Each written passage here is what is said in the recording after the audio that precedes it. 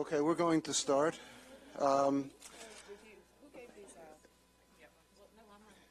This is from the controller. The controller's. Okay, I'm going to take the roll, and then I'll make a short opening statement, and then we'll get going here. Okay. Are we going to start with the pledge? Why not? Okay.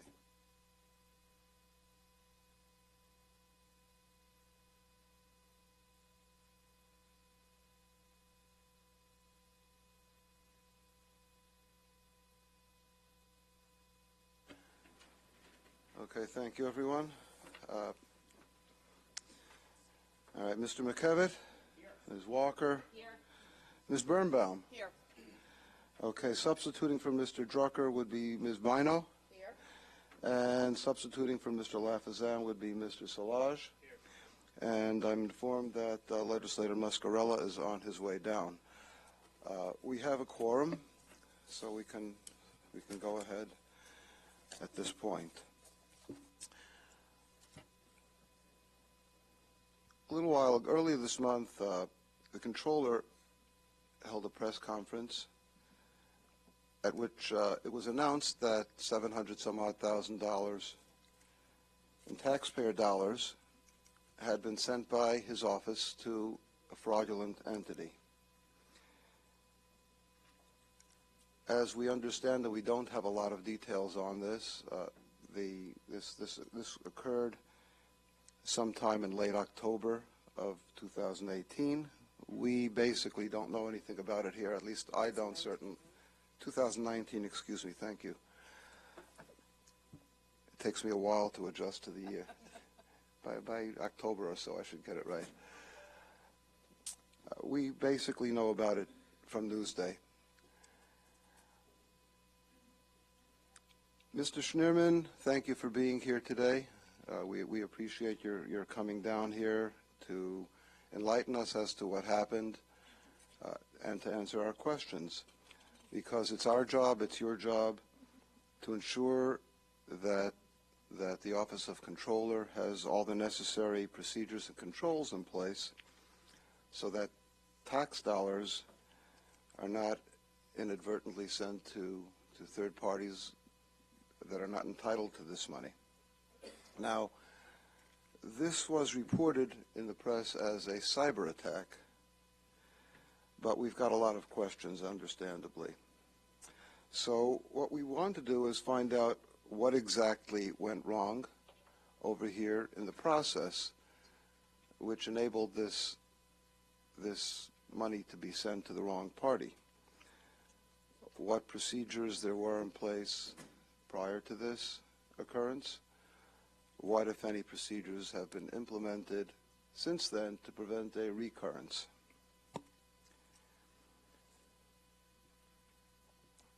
And we look forward to hearing the answers to these questions and more to protect the Nassau taxpayers' hard-earned money. Now, just a word as to the way we're going to conduct this hearing is, I believe, Mr. Schnierman, where are you? Why don't you come and sit in the hot seat right here, please? I believe Mr. Schnierman has an opening statement, if I'm not mistaken. Is that correct? Okay. So Mr. Schnierman and whoever is with him will present the opening statement. At that point, the majority and minority members of the committee will ask questions. After that, we're going to allow other members of the legislature who are in attendance today but are not members of the committee. We're going to let them ask questions as well if they're so inclined. And finally, of course, since this is a hearing, we're going to allow questions and comments from the public. And with that, Mr. Schnierman, the floor is yours.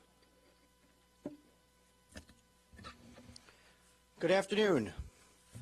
I want to thank the Finance Committee of the Legislature for holding today's public hearing and for inviting us to speak on the financial and payment security and controls within the Office of the County Comptroller. I'm here today because modernization of the county's financial system is a concern that my office has proactively looked at since day one. A critical component of that issue is cybersecurity. As technology improves and advances at a rapid pace, malicious actors have weaponized that technology and are using it to attack governments, private industry, as well as private citizens. Increasingly, cyber attacks have targeted municipalities throughout the country, costing taxpayers and residents millions of dollars. A report released last fall said that in the previous 10 months, 140 local governments, police stations, and hospitals have been held hostage by ransomware attacks. Just recently it was announced that a ransomware attack hit Albany International Airport. We've also seen this right here in Nassau County, with school districts targeted in Rockville Center, Lynbrook, and Mineola. As cyber attackers adapt, the threat only worsens. It's incumbent upon all of us to ensure that we undertake necessary and critical efforts to modernize our financial systems so that we can remain vigilant against the threat of cyber attacks and further protect taxpayer dollars. To be clear, the incident that was reported to the police was not a cyber attack on the county's overall IT infrastructure. This was a focused and elaborate phishing scheme that used a vendor's correct tax ID number, used a modified check to falsely change a vendor's bank information to divert funds. The claims for payment were normal and regular. In the scam we're here to discuss, the destination of the payments is what was fraudulently altered.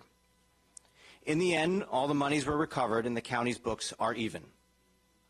Recently, I joined Police Commissioner Pat Ryder to announce that there was an attempted cyber attack on Nassau County, as well as the full recovery of more than $700,000 in county funds that were initially diverted to bank accounts due to this elaborate but ultimately unsuccessful scam. Controls in place at the time, which have since been enhanced, identified this fraudulent activity, and the account that the money was diverted to was frozen. As a result of a coordinated investigation, which included the Financial Crimes Detectives Unit of the County Police Department, the Office of the County Treasurer, Nassau County District Attorney's Office, and the Nassau County Comptroller's Office, all monies were recovered. The cyber attackers were thwarted in their attempt to scam the county. The county lost no monies. The vendor received payment, and additional controls were put in place that will further deter similar future scams.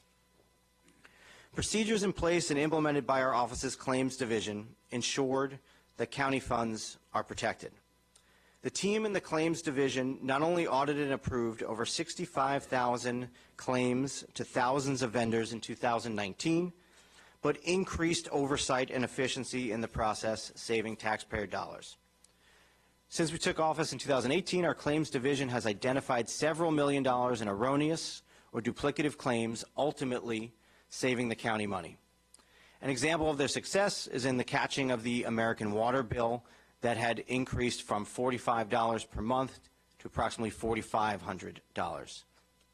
Gabe Marquise is here, our fiscal officer from the claims division, and we thank our division for their hard work. But let's all remember, no matter how vigilantly we prepare, vulnerability to cyber attacks is a problem. We've improved our controls. We did this before this incident. We've now improved our controls after this incident. But even as our defenses increase, attackers will continue to attempt to work around them. And so we know we must continue to work to improve, because even where we are all vigilant, we are all still vulnerable. So let's get right into it. Deputy Controller and Chief Counsel Jeff Schoen and Fiscal Officer Gabe Marquise are prepared to give an account of the attempted scam, as well as the protocols that have since been implemented to further protect county funds against future attempts. To give a brief overview, our team implemented new controls when we first came into office because there was no consistent method to verify vendor information. We looked thoughtfully and updated the controls to make the process more centralized, more efficient, and increase oversight. A number of changes were implemented from January of 18 to August of 19. This is a result of identifying the importance of accurate vendor information in the digital age, and we'll look to continue to make updates as we go. To update the vendor information form, we required enhanced verification, including a canceled check and verifying tax ID numbers. Since this incident, we have enhanced controls further. These now include an enhanced vendor information form, enhanced verification and confirmation of vendor information provided. Internal Controller's Office trainings are now ongoing and have been ongoing. There's also been a countywide IT training on how to identify phishing attempts. And looking forward, the electronic vendor portal adds additional comprehensive levels of security by requiring a login and a password to submit a vendor information form. And today, I am pleased to announce that these new controls have stopped at least one subsequent attempt in which a real vendor was targeted in the same way using a mimicked email address. In December of 2019, a claims auditor received a request to change banking information for a vendor. Due to the new internal controls, the request was flagged. The scammer was unable to provide the newly required enhanced verification and vendor information. In working with the vendor, the scam was identified and the fraud was stopped by the Vendor Claims Division of the Comptroller's Office. I'm going to turn it over for a moment to Deputy Comptroller and Chief Counsel Jeff Schoen to walk us through PowerPoint with the specifics. So as to the specific phishing attempt, the Comptroller's Office received an email from a scammer disguised as a county vendor requesting to modify the vendor's automatic bank payment information, or ACH payment. The scammer sent the request from an email address which mimicked that of an actual email address of the principal of one of the county vendors. For example, the actual email address being jprincipal@abcincorporated.com, but instead mimicked that with a .net. And as we all know, scammers are mimicking email addresses all the time. We all receive them on our phones and on our devices on a daily basis. The fiscal officer informed the scammer that they must complete a new vendor profile form. Good afternoon. So as a process of the controls, we asked the scammer to fill out a new vendor information form, which was returned completed with the correct tax identification number, the correct vendor name, the correct vendor contact name, which was an authorized principal of the company, the correct vendor address, and a correct vendor phone number. In addition, a canceled check, a voided check, was submitted, as you can see on this slide, that had the accurate vendor name, the accurate vendor address, and an actual bank account number at Chase Bank was submitted. Those two documents were submitted in conjunction and then forwarded on for processing. So this was a mimicked real check. Subsequently, the Comptroller's Office was informed that a bank account receiving county payments had been frozen. This indicated possible fraudulent activity. The Comptroller's Office identified $710,000 plus in payments to this account. The Comptroller's Office initiated a joint investigation with the Nassau County Police Department, the County Treasurer, and the District Attorney's Office, and all payments were recovered. So how do we get here? Before a vendor can be paid, a vendor must submit a payment information form to the county. This is typically done on an IRS form W-9, what's called a Request for Taxpayer Identification and Certification. The county's W-9 form is known as a 700 form. Prior to January 1, 2018, there was no centralization of the process of collecting this form. There was no consistent method to collect or verify the vendor information. And most importantly, the Comptroller's Office was not verifying that the tax identification numbers, the TIN numbers, the business's social security number essentially, was not verifying that those were in fact actual TIN numbers.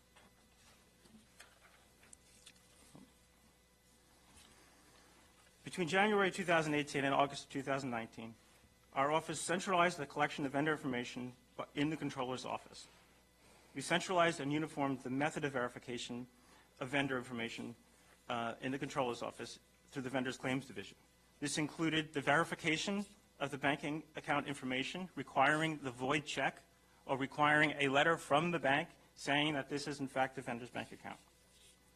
And utilizing a free service that the IRS provided, verifying that the TIN numbers, the Social Security numbers of the vendors, were in fact actual numbers.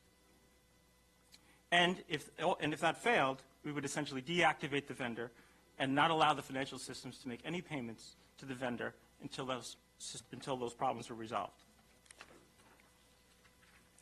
After the event, the phishing event, we enhanced the vendor information form.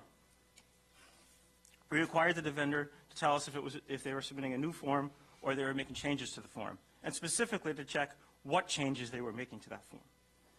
More importantly, we asked them to provide their old banking information, both the bank, the routing number, and the account number, and the new one. Because if you were attempting to mimic as if you were an old vendor and you were in fact someone phishing and trying to defraud us, most likely you would not know the old information. You would only know the new information. We also put in enhanced verification and confirmation of the vendor information. Are you actually making this change? Asking multiple checks with the vendor, more than one person at the vendor, contacting more than one person. One person asked to make the change, another person verifying the change. And we also did training at the controller's office, as well as the countywide training that IT implemented. On top of all that, very soon, we will be requiring the vendor information form to be submitted through the vendor portal. The vendor portal, as we all know, requires login and password access from the vendor in order to access it. So if you're a vendor who wants to submit a form, you're going to have to be an authorized user of the vendor's profile in order to get in. So we're on top of all these extra controls we put in place, there will now be a login and access controls in order to submit the vendor information form through the vendor portal. And as the controller pointed out, these internal additional controls have already thwarted a similar attempt.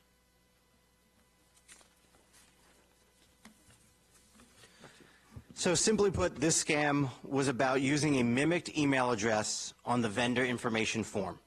Currently, our antiquated financial system, which was developed prior to the regular use of corporate or personal email addresses, cannot accept email address information in the vendor profile screens.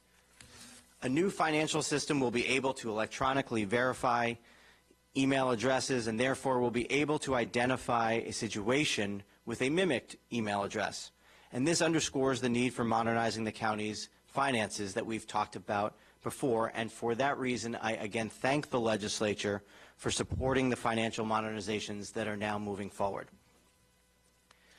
The announcement of the phishing attempt was held with law enforcement following the full recovery of the diverted funds, so as not to interfere with an active investigation and in the interest of providing full transparency and accountability to the public.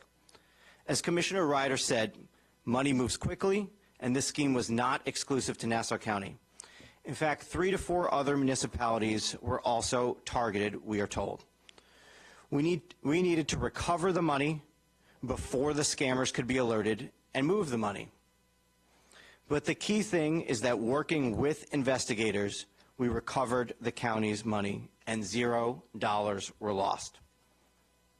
All efforts to be transparent have served as a positive. Since the announcement, representatives from other municipalities, even from other parts of the country, have reached out in the interest of preventing similar schemes from occurring in the areas that they represent.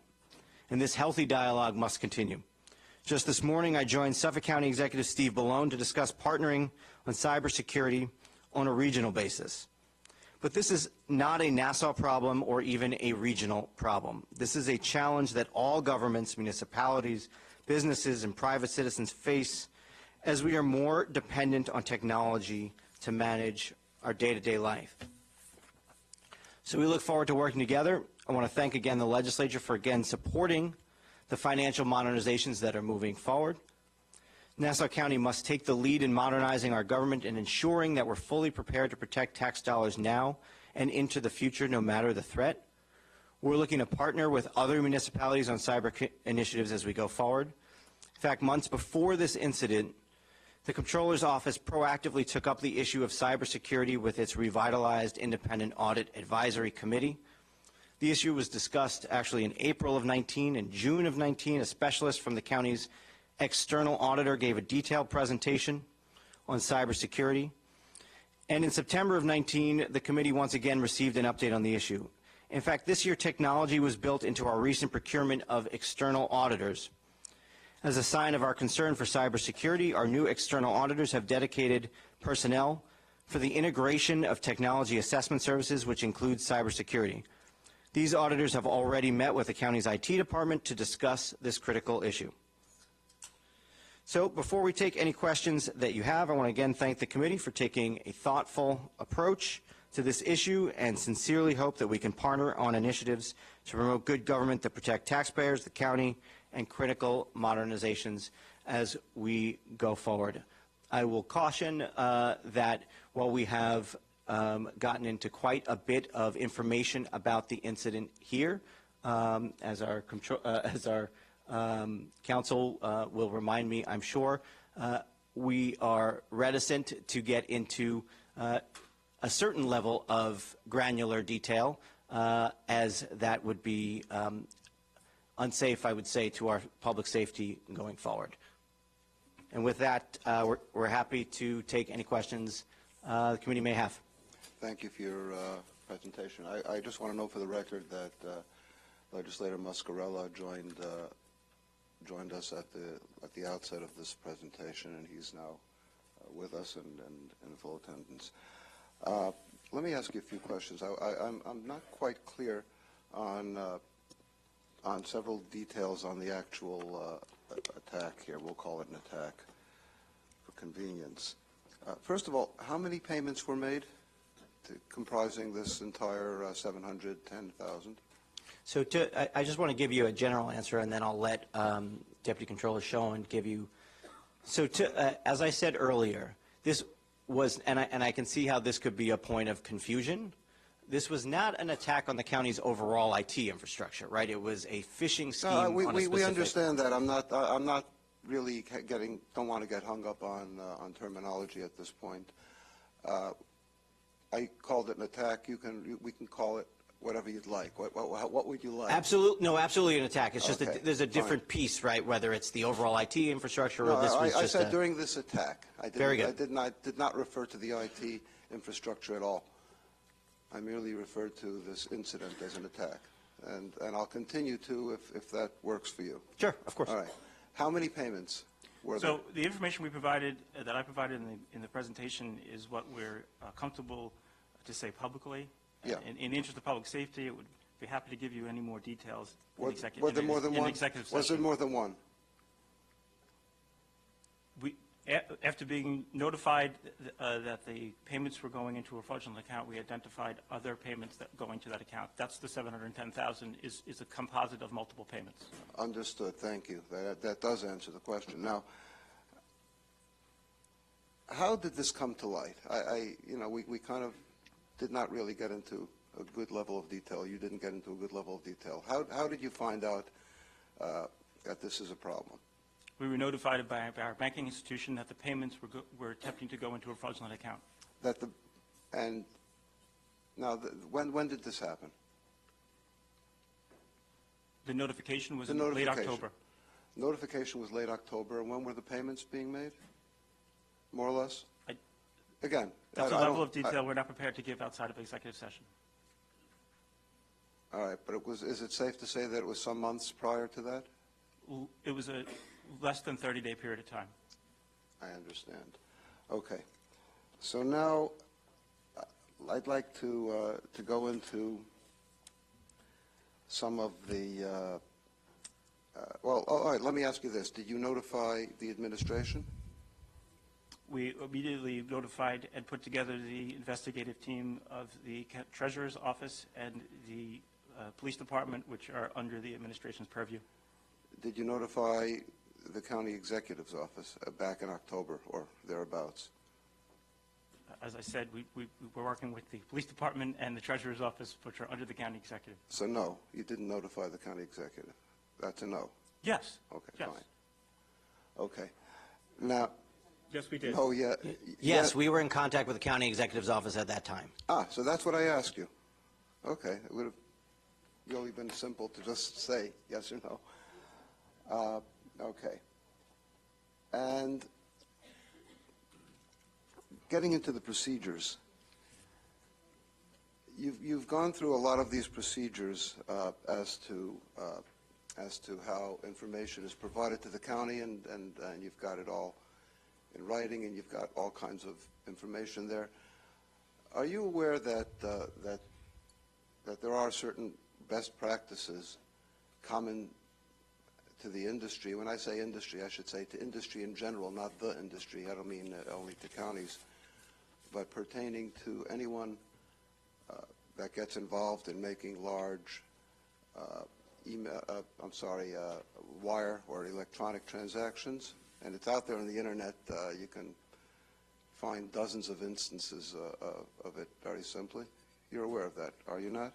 Yes, we've tried to implement a lot of practices that weren't in place, including the requirement of the canceled check, the requirement of the bank letter, and now the additional verifications, the dual verifications of an individual requesting a change and then verifying with the company that the change is in fact being made. Now, are you aware that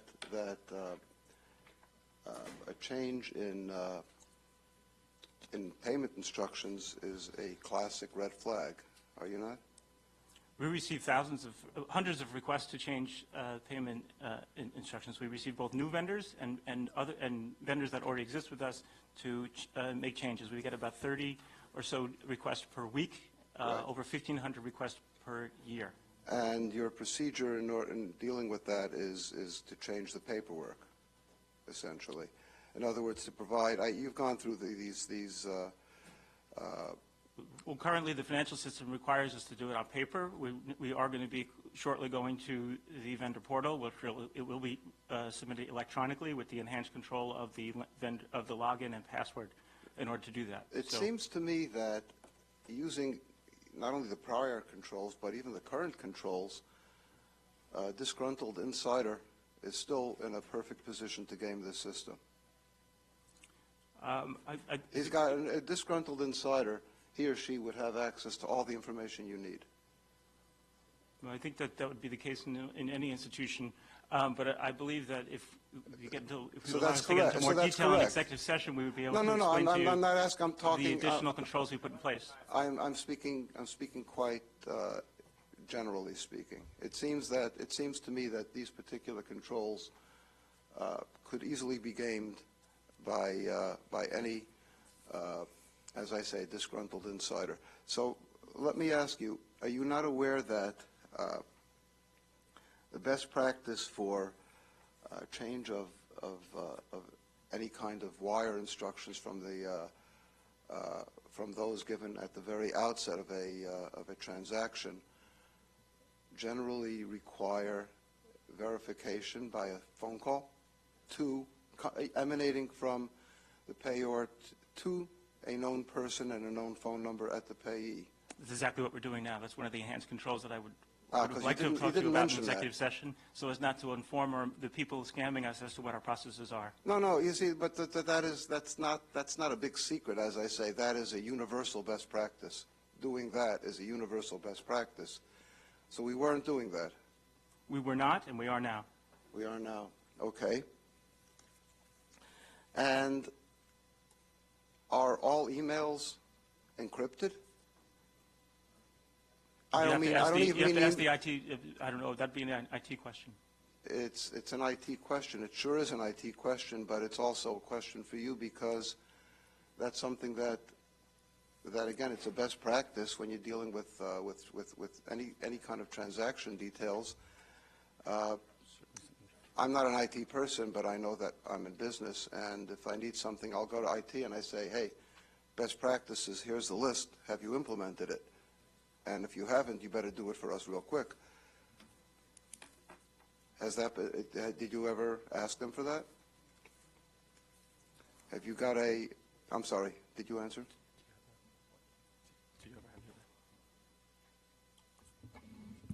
Well, us at the Claims Division, we rely on IT to provide that level of security. The truth of the matter is that it's a largely manual process, and any time you have a manual process, risk is inherent. So you haven't? The answer is no, not yet. Okay. I'm not sure at what point, or we could certainly look into it, but right now, the financial system does not even take an email address or cannot take an email address, so the email addresses are used merely at the Claims Division to communicate with vendors. And the vendor information form will be coming through the vendor portal, which requires an email login and password access. But we Now- can certainly look into Now, what you're saying. going into some other best practices, when you make payments, how is that handled? Explain that to us, please. Well, In the other Controller's words- Office actually doesn't make payments. The Controller's Office approves payments, and then all those approved payments are put on what we call a warrant, which is sent to the Treasurer's Office, and the Treasurer's Office actually makes payments. Okay, so then there's no one... That's the control in place. The Controller's Office, in fact, can't make payments. That's the major control in place in the county charter. Treasurer pays, Controller approves. Okay, good, so that actually... And is there just one person for doing those approvals? We have various levels of approval depending on the amount of the payment, but all of the individuals in our Claims Division have approval level depending on the level of the claim. But it's a single person? In No, each no. instance? There are multiple claims auditors who can approve payments. Depending on the amount of the payment, there may be additional levels of approval required. So in a given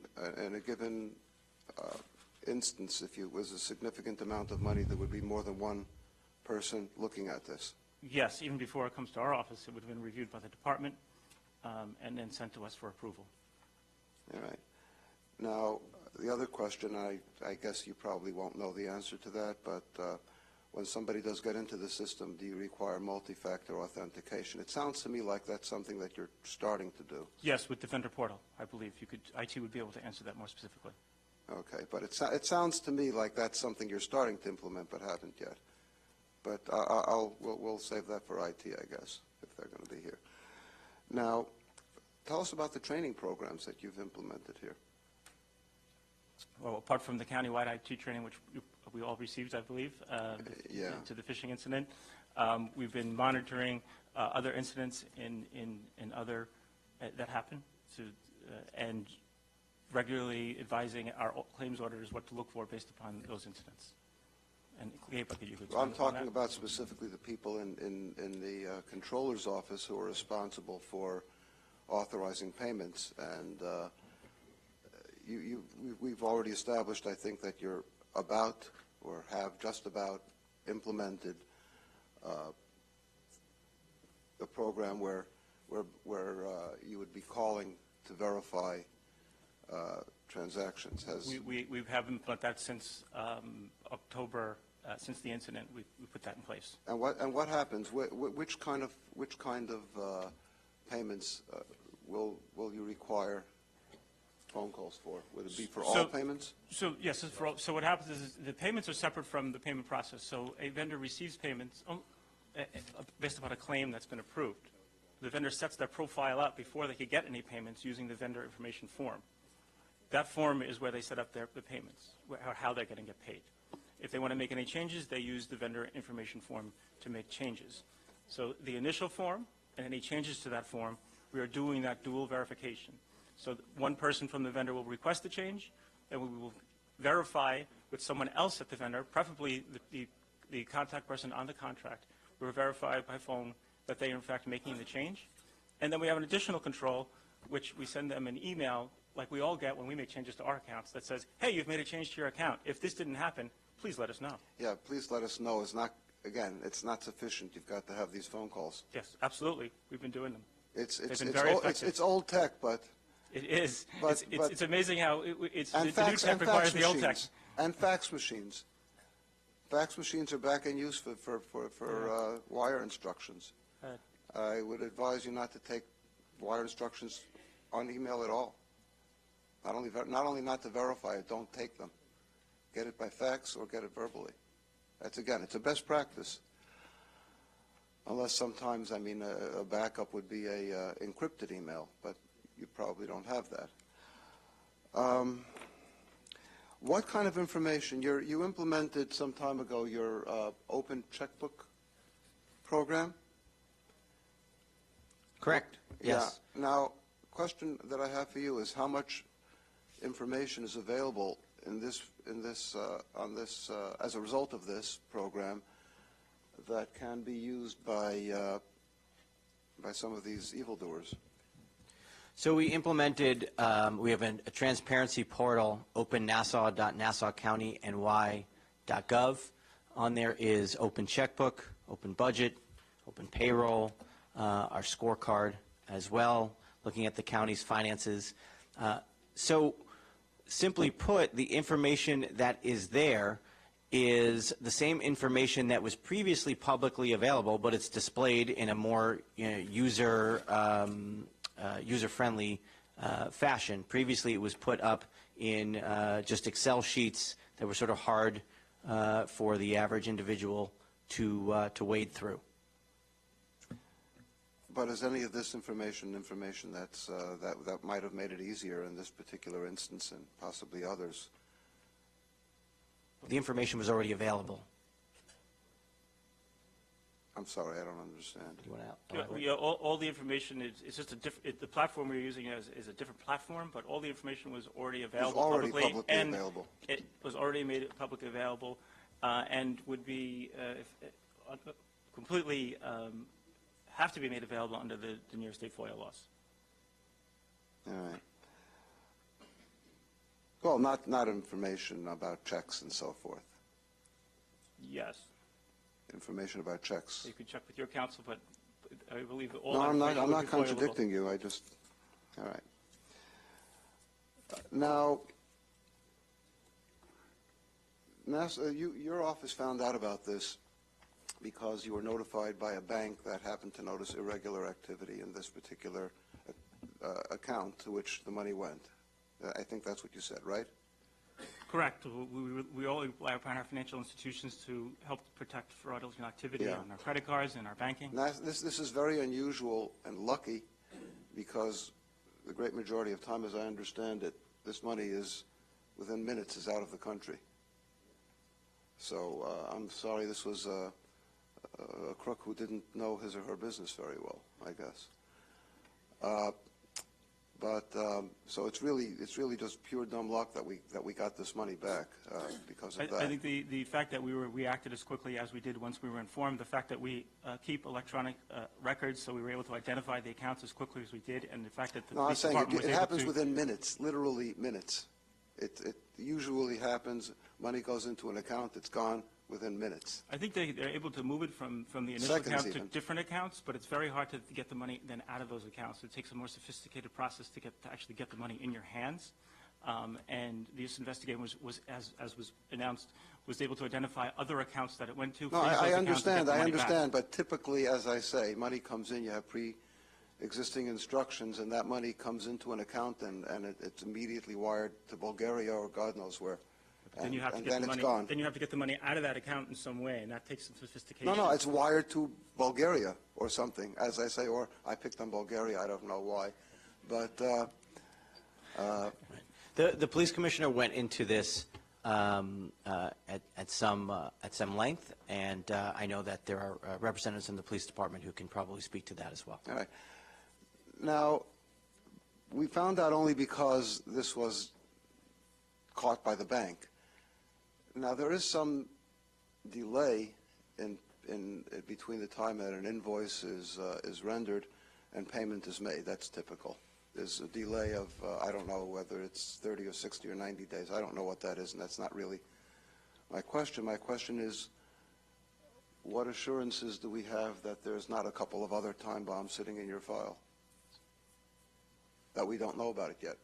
After Have the you done an incident, audit? after the incident, we reviewed the 6 months worth of vendor information request changes and verified all the changes. So you're satisfied that there is nothing else out there at the moment?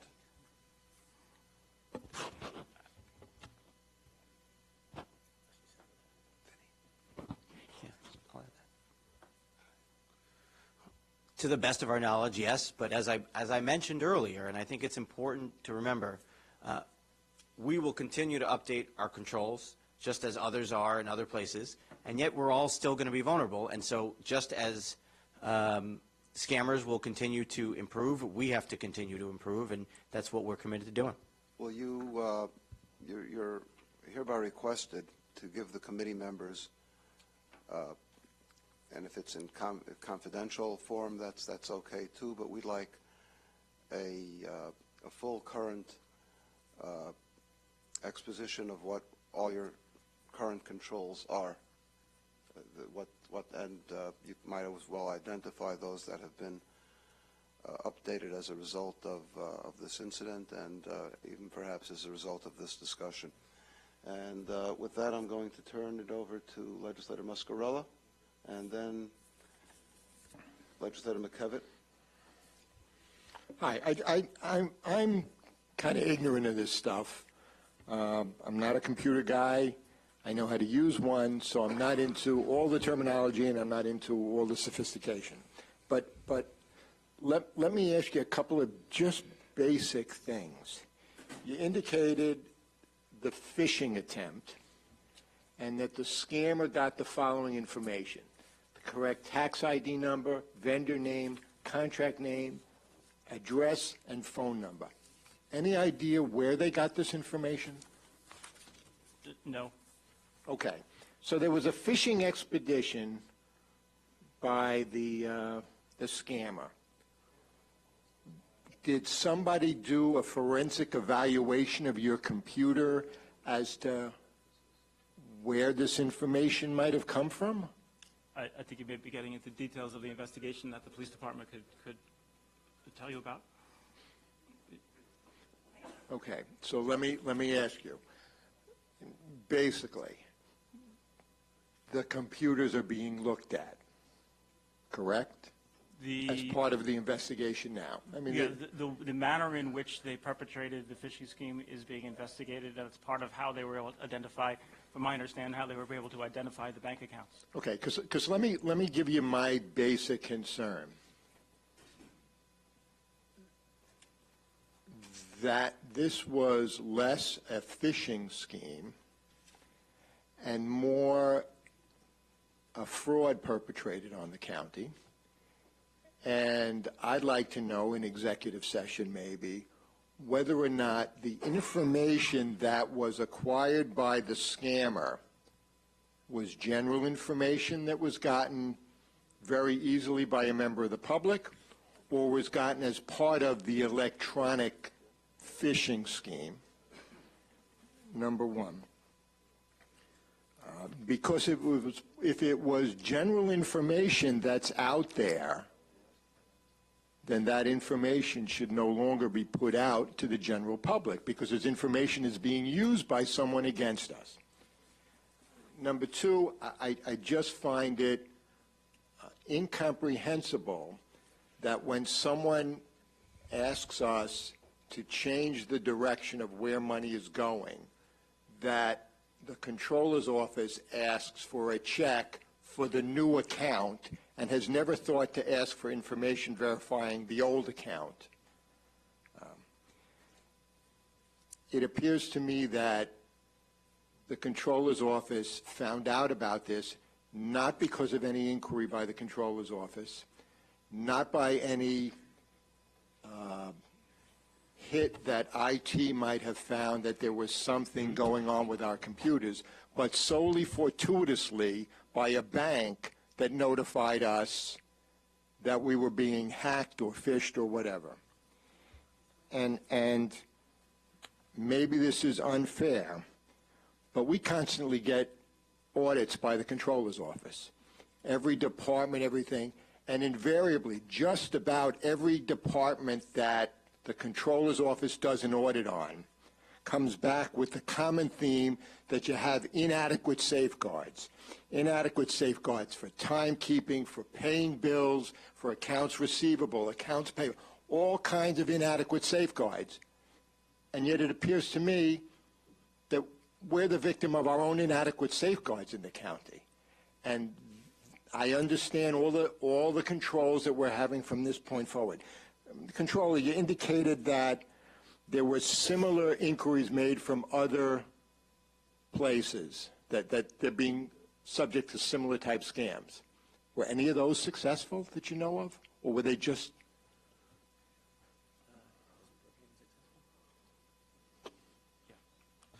To our knowledge, yes. Okay.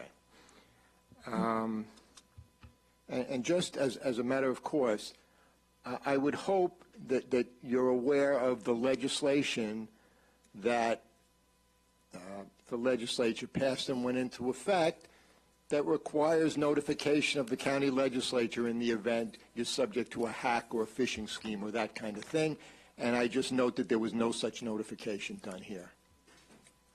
Just to that specific piece of legislation, it requires the county's IT department to notify the legislature and other people within 72 hours of a breach or cyber attack on the Nassau County's information technology infrastructure, so on the core infrastructure. Okay, so what you're saying is it doesn't fall technically within the purview of that legislation, and in any event, it's not your responsibility to do it. It's IT's responsibility. According to this piece of legislation. Okay, so then then perhaps we'll have to change the legislation. And to be clear, and this is what we talked about at the beginning, this was not an attack on the overall county IT infrastructure. It was a different kind of situation. Okay, I have no other questions right now.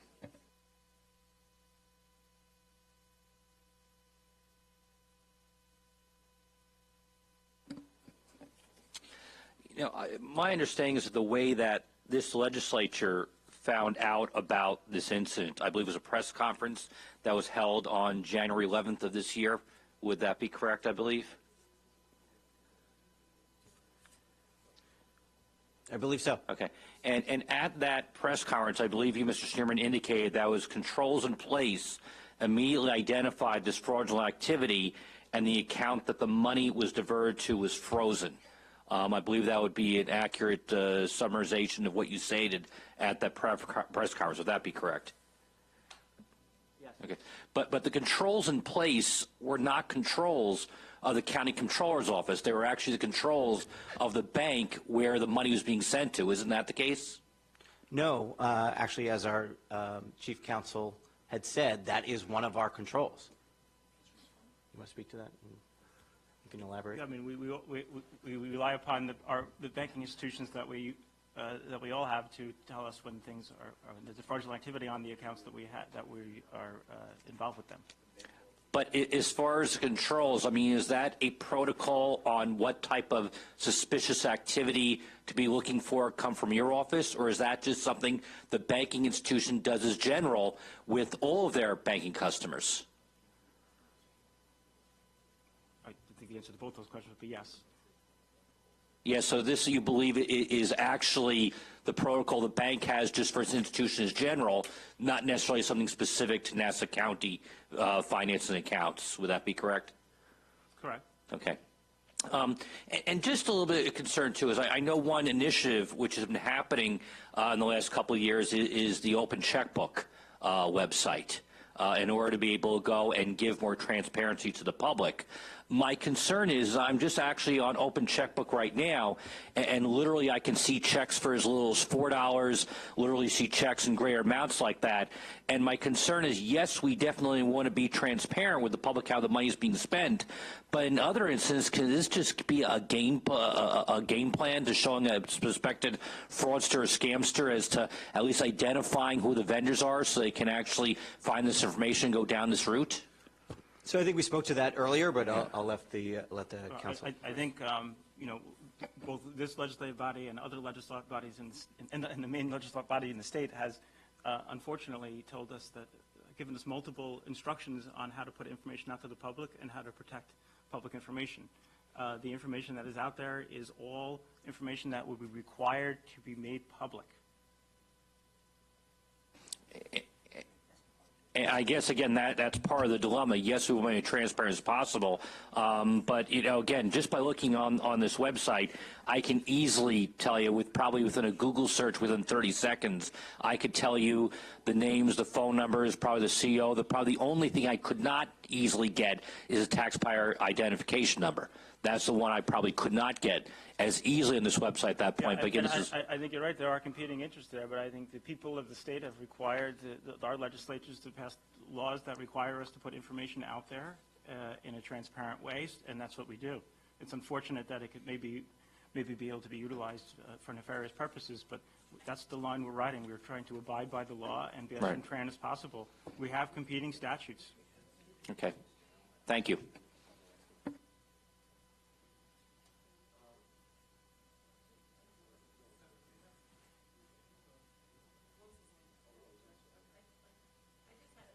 Quick question.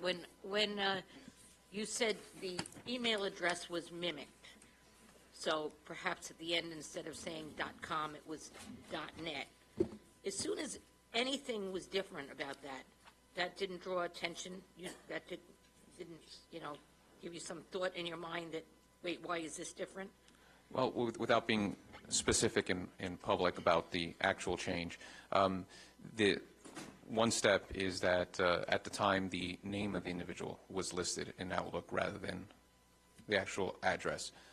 But second is that up until a few months ago, the vendor portal, which is what we're using right now as the official record of vendors, did not exist. So we did not know what the official email address of the vendor was. And the financial system currently cannot take, there's no place to put an email address into the vendor profile. In the financial system, it cannot take it. It doesn't understand what an email address is because of the age of the financial system. Okay, and for the comptroller, when you started your statement, you said this was not a cyber attack. However, throughout part of your discussion, you called it a cyber attack. So it was, it wasn't, it was, I mean, to me, it's some type of cyber attack. I'm not too good on this either. I'm lucky that I can do everything that you're supposed to do on the computer. There's no way I could figure out how to do something that you shouldn't be doing. No, I appreciate the question and the opportunity for clarification. So to be clear, it absolutely was a cyber attack. But what I was saying is it was not a cyber attack on the county's overall infrastructure, right? It was a specific targeted phishing scheme not meant to infiltrate the overall cyber infrastructure of the county, but meant to phish a particular payment to get that. Hopefully that's a little clearer for you. Generally, cyber attacks fall in these two categories, one being the phishing category and the other being the more attack on your infrastructure, ransomware type category. So this was more the phishing category, but they were both categories generally as cyber attacks. Okay, so now when you were notified by the banking institution, did you try to do any investigation yourself, or did you immediately reach out to the police department and to the county executive and to the DA's office? And so we immediately looked at our electronic records to see what the payments that were going to the account, and we identified the payments and then notified the police department, the county, and the treasurer, and began the investigation. okay, I'll pass for now. Go ahead. Thank you for clarifying a lot of what I don't think we had heard about before. But my question is regarding the amount of funds, in this case, approximately 710,000. If it had been a lesser amount, let's say a much smaller amount in total, do you think that the banking institute would still have noticed? Was it because of where the location of the account had been changed to, the distance, or was it the amount of the payments? What flagged it? The account itself had already been flagged as a fraudulent account, so there's probably a lot of money in that going into that account. So it wouldn't have mattered whether we were trying to put a penny in there or whether we were trying to put multiple thousands of dollars in there. Oh, so in other words, this scammer was using this account for other scams as well? Yes, there were other municipalities on Long Island that were scammed in the same way. By the same Yes. person, individual, whatever. In addition, I would just add that in the more recent attempt that we mentioned earlier, that was thwarted back in December, the amount of money at stake was a significantly smaller amount of money, and our enhanced controls now caught that. And that's just based upon the amount of business we do with that vendor. It was less money involved. Okay, so then leading up to what Legislator Coppell said, if it had been a more sophisticated scammer that wasn't doing an account across the country and was trying to transfer it to, let's say, another country, do you think that it might not have been flagged as easily?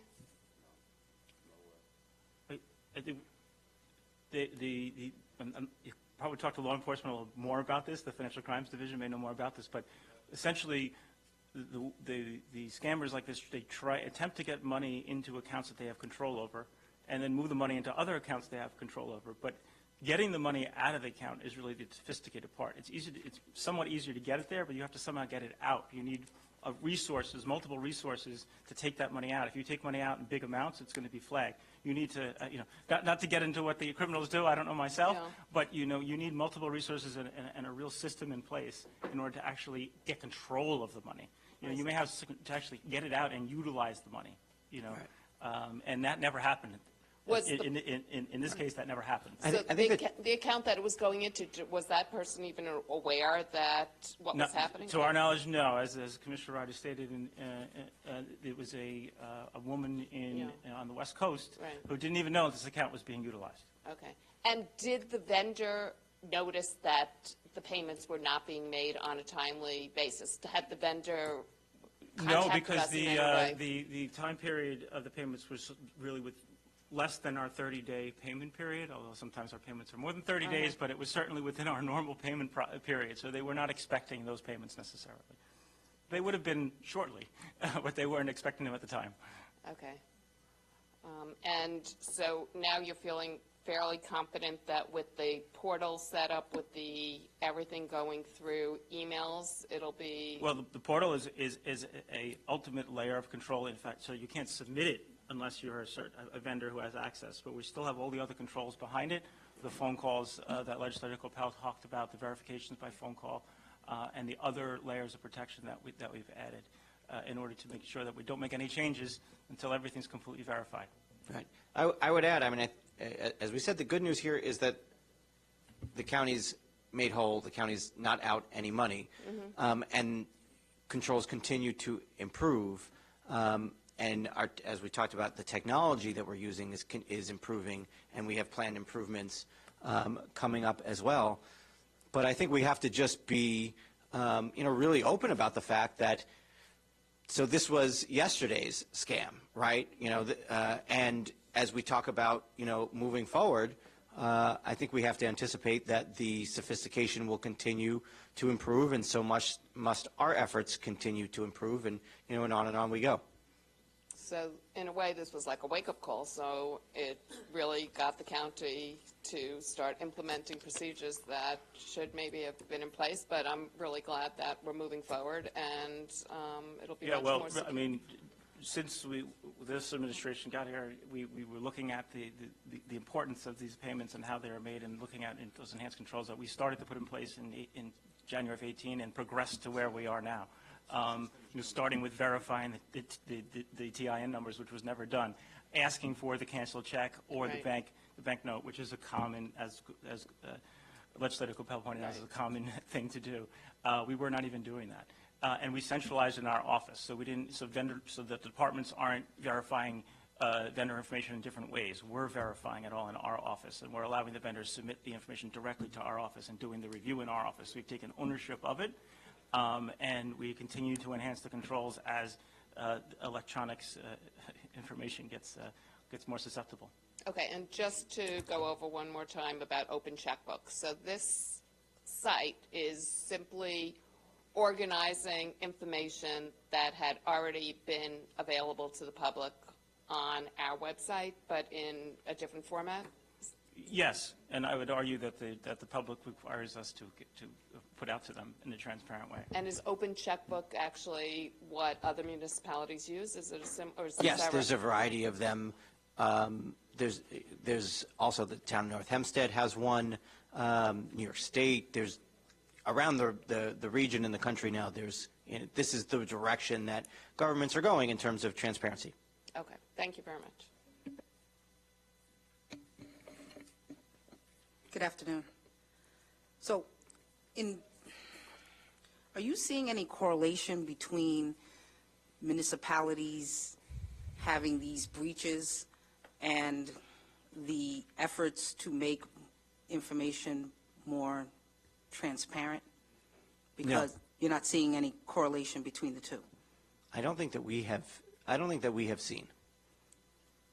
Because I'm hearing a lot more often than I'd like that a school district has been, in some way targeted, and then we're hearing that not only did we have one vendor, but you said later on there was a second vendor, there was an attempt. So I'm just wondering if you don't see any correlation. Maybe this is a question for law enforcement and not for your office, but. I think perhaps. Yeah, I'll leave that question alone then. But I would just mention that just locally, right, we've seen attacks in Rockville Center, in terms of school districts, Rockville Center, Lynbrook, Mineola on the school district side. Mm-hmm. Okay, yes, I'm aware. And that's what led me to ask the question. So you mentioned that you would manually now send an email to each entity, which you have said is somewhere around 30 entities per week, which is about 1,500 entities, vendors per year that are making changes to their account. So you're going to make the change using your newly established verification procedures, and then you're going to do what? Manually send them an email to say, we've made this change to your account. If you have not requested this change, please notify us? Right, that's the only way to do it now. The financial system cannot handle the email, so there may be ways to automate it, but right now we are doing it manually. The individual who makes the change, who is already verified by phone or email with somebody else at the vendor, that they are in fact making the change, will then send an email as a sort of a final precaution to say, hey, we made this change. If you didn't authorize us, let us know. Because a member of staff, senior staff, suggested, and then it made me think about how I'm communicated with by my bank and by others that I receive a wire.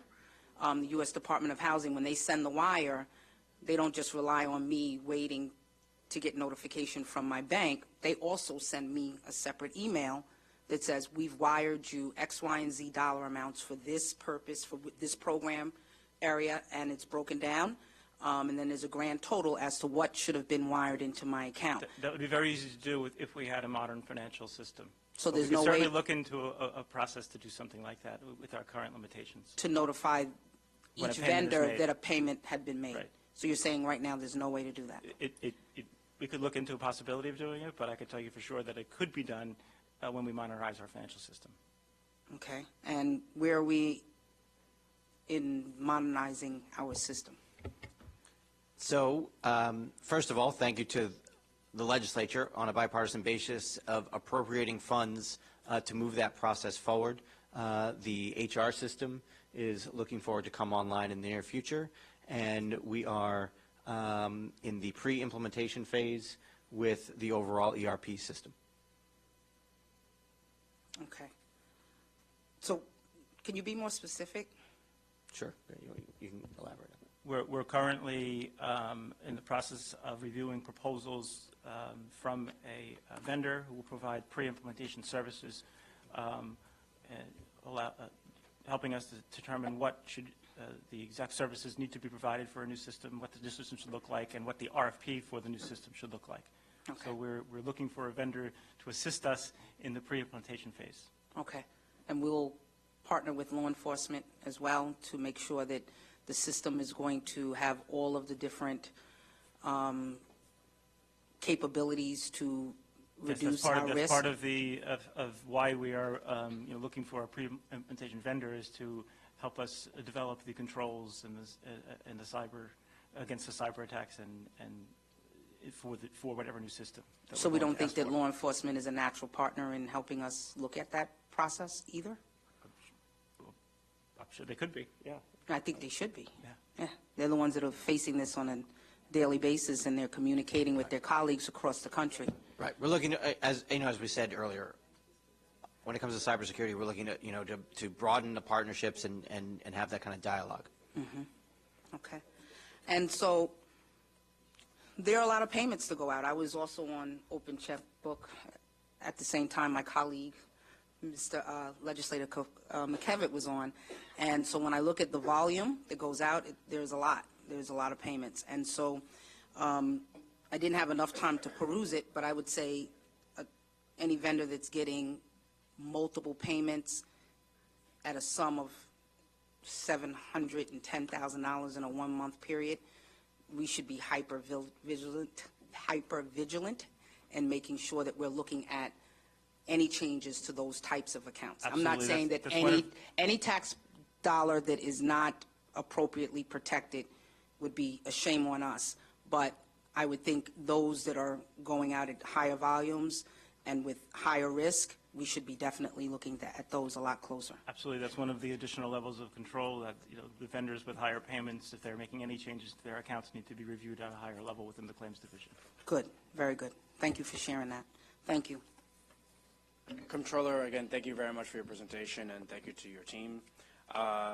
Just also, if we can send out an email or any notification to our vendors where, where there's a lot of transactions, and asking them also to be a part of the process, asking them that if taxpayer ID information on their part was somehow, leaked, to please notify us of that as well. Because that's something that was not in your control, how this perpetrator was able to secure and get that taxpayer ID information. So that's my only suggestion here, and I thank you for your presentation. Appreciate it. So before I'm going to turn it over to the non-committee members. Just before that, I have to say, and I'm sorry and I apologize in advance, but I'm disappointed that you chose to put this into a press conference and the Comptroller's Office took credit for stopping a fraud when the information that we've heard here today shows that it was nothing but pure dumb luck that we got this done. If the money would have gone in the hands of a more competent fraudster, this money would have been gone, and indeed it might still be continuing today if not for that. So we are going to really want to very closely see the new procedures and make a determination in this committee as to whether those are sufficient and as to whether we ought to recommend some further action. With that, I'm going to turn it over to Legislator Ford. Good afternoon, and thank you very much, Chairman Coppell, giving me this opportunity to also ask questions. And I just want to start out with saying that Legislator Muscarella did bring up a good point. As we have seen with your office, that you have audited many departments and bringing out their inadequacies in regards to their safeguarding and, possible leaks or any faults that may lie in with them, especially dealing with any of the money that we have, any money that is within Nassau County. It seems that according to your testimony here, that you brought up the fact that these phishing attempts and these cyber attack attempts, and I guess I'm like Legislator Muscarella and everyone else, I'm not really very proficient with software and IT and everything, but it seems that these attacks can happen, and they have been happening. And, so much so, and correct me if I'm wrong on this, that you had indicated in April of 19, June of 19, you brought, I guess, the people in your department in for training in regard to these type of IT safeguards or whatever else can be done because of the possibility of any type of attacks or any type of fraudulent activity that can occur. Am I correct? What we had said is that in April and June of 19, cybersecurity was something that we brought up with our independent audit advisory committee, and it's something that we're working on in our office. Incidentally, both the majority and the minority and the legislature are represented on the committee. When we had discussion with our independent auditors at that time about best practices and ways to protect the county going forward. And these independent auditors, did they discuss then at that point that we can, all of a sudden, you could have somebody who may try to scam money out of the county? Did they talk about that then? Because it seems that, according to you, that we're all aware. I think everybody, we're all aware, even on our personal accounts. You know, we all know that anybody can access, I have to be very careful with my passwords. I have to be, you know, concerned about whether or not somebody's going to steal a check or whatever. To take all these safeguards, people can, like, sign up with LifeLock or, you know, anything to protect their identity and also to protect any type of money that has been fraudulently taken from them. So, but that's my own thing. You as a controller, you're responsible for the safety of the county's money.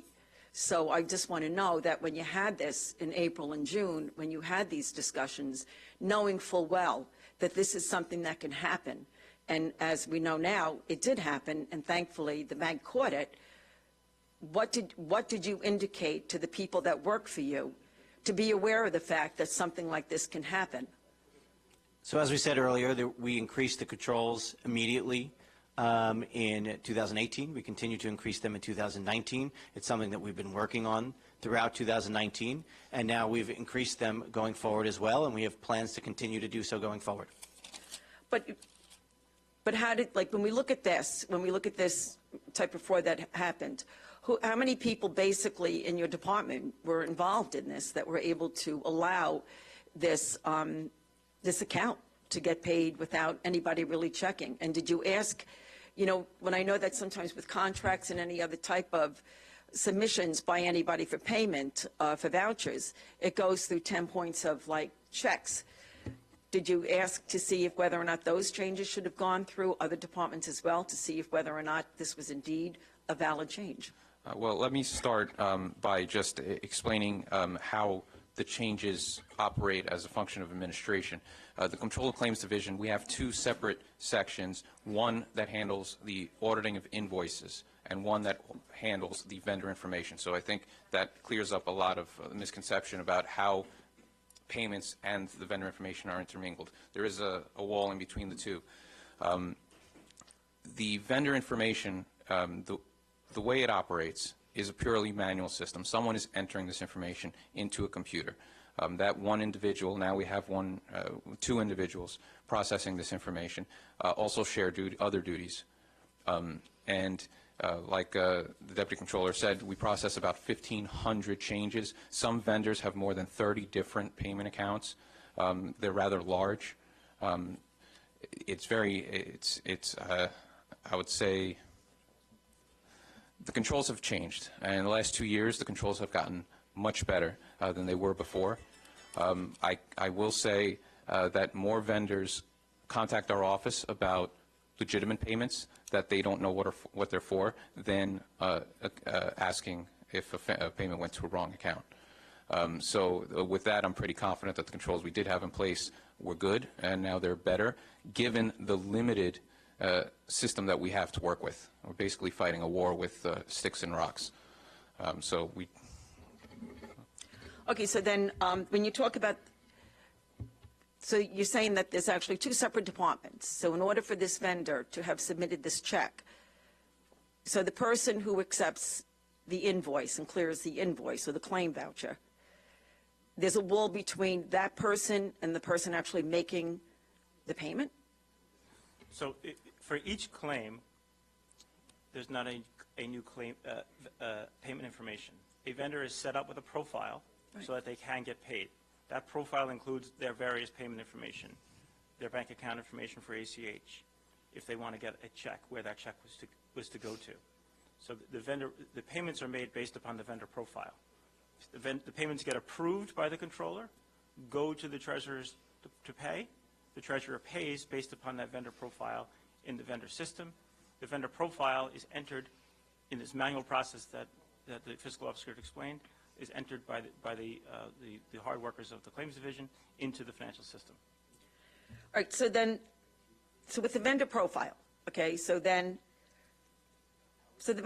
a vendor, and I say, I want my, this is my account, this is who I am, and whatever claims I have, you're going to send to my account at TD Bank, all right? So here I am, that's what you do, okay? So then all of a sudden, I decide, or somebody decides that it's going to be Denise Ford, but I said, not so much TD Bank anymore. I want it to go to Chase. So nobody checks to make sure that you know, like, why all of a sudden is she changing her bank? And knowing full well that we can be subjected to fraudulent activities on the part of anybody, you know, just to get some money out of us. So the vendor is required to submit the updated form, and now we vet that form with all the controls that we put in place since January 18 and the additional controls subsequent to this incident, including the phone calls, the dual verifications, and now, or in the near future, with the form being submitted to the vendor portal. So then who did you call in regard to this bank? If you're saying that you had all these controls in place, that, ever since 2018, you have these controls in place. No, okay, I'm listening. I hear what you're saying. So you said that you have all this because, so if somebody's going to change a bank, you're going to do your due diligence because you're handling everything manually. And then all of a sudden now, you know, somebody decides to change their bank. Who did you call to verify that that information was correct? So the control in place at the time, the major control in place at the time was the submittal of the void check. The Fisher mimicked that check. That's Right. why we put the additional controls on, where one person from the vendor is asking for the change, and they were going to be contacting another person at the vendor, preferably the contact on the contract, to verify that they are in fact making the change and verifying all the banking information with the Right. individual. So who did you call? I said You- the control in time at the time was the void check. We've had now the additional control of the phone call. No, but you said before that since 2018, you had these checks and balances in place. No, I said we've been developing them since 2018. We've had initial ones we put in place, the void check, checking the TINs, and we've layered on the additional controls. And post the incident, we layered on the additional controls of the phone calls and the additional verifications. So then so what you're testifying today about is everything that you've changed since this scam happened. But we want to know, what did you do beforehand, knowing full well, you know, I do have a problem with this. So before we went from, I do have we a went problem, from excuse not me. verifying TIN numbers, not asking for a canceled check to verify the bank account number. We weren't doing any of that. We had decentralization where each department was verifying the information independently. So we centralized that all at our department. That was it's been a developing of additional controls since January of 2018. Well, you didn't go far enough. That's really what I'm looking at. If this could happen, and if you're talking about trying to get an updated new security system, I mean, we're talking about hundreds of thousands of millions of dollars. When I talk about just millions of dollars of taxpayer money. Now, you referenced that prior to 2018, it really was, you know, whatever. So do we know offhand, or maybe when we go into executive session, maybe we can ask the police, how many scams occurred against the comptroller's office prior to January 2018, you know, and how many fraudulent payments? And when you talked about, like, when the vendors call up and they say that now they can question whether or not it is a legitimate payment, what did you mean by that? Well, we do get a number of inquiries into our office by vendors who have submitted claims for work performed or goods provided that do get paid on a timely basis. It's a restriction of the financial system. So if you get paid by a check, depending on your banking institution, there may be a note on that check that tells you exactly what invoice is being paid or what isn't being paid. Yeah. But there's a restriction. Our current financial system, our antiquated financial system, cannot, in the ACH payments, electronic payments, sort of tell the vendor exactly why they're getting that payment. The vendor needs to work with their own banking institution or inquire directly to us as to what that payment was for. So that's what Gabe was referring to, was they very often call up and say, hey, I got this check from you guys. I got this payment from you guys. What was that for? Could you correlate that back to the invoices that were in fact approved on a claim? Is that still happening today? It's a limitation in our financial system, yes. So you're making no effort at this point, so that, like, because then you can make a payment to somebody's account, and if the person isn't going to be honest enough to say, you know, if I got money in my account, like, there are people that they get money in their account and they say, wow, look at this, it's like Christmas in July and I can spend this money. How do you know that some of the payments you made were not made incorrectly? The claims themselves, there are no fraudulent claims here. All the claims themselves are vetted and approved. There was a fraudulent claim, No, there a was couple not. of them. There was not a fraudulent claim. The claims that were approved were all valid claims. The payments that went out the door were all valid claims. It was the banking information that those payments went to that was defrauded. All the there was no fraudulent claims. All right, so you sent $710,000 to an incorrect bank account, okay, fraud, correct? So how do you know right now, when you make these payments to these bank accounts, okay, that it is an actual payment that this vendor was supposed to be paid? Because we have the new controls in place, and we reviewed all of But you said there's limitations. You have no way of telling them what invoice it's for, right? You just deposit into their accounts. So people call up and they say, hey, I got this $600,000 payment from you. You know, can you tell me what it's for? Right. So, Before the payment goes out the door, we know exactly what the payment's for. We looked at all the backup and every invoice, all the backup before we make that payment, and approved that payment. We know what the payment was for. like you did the $710,000. Correct. Okay. So you made a mistake there, and you could make another mistake. I'm just saying now, as you're moving forward, That's why we have the additional controls in place.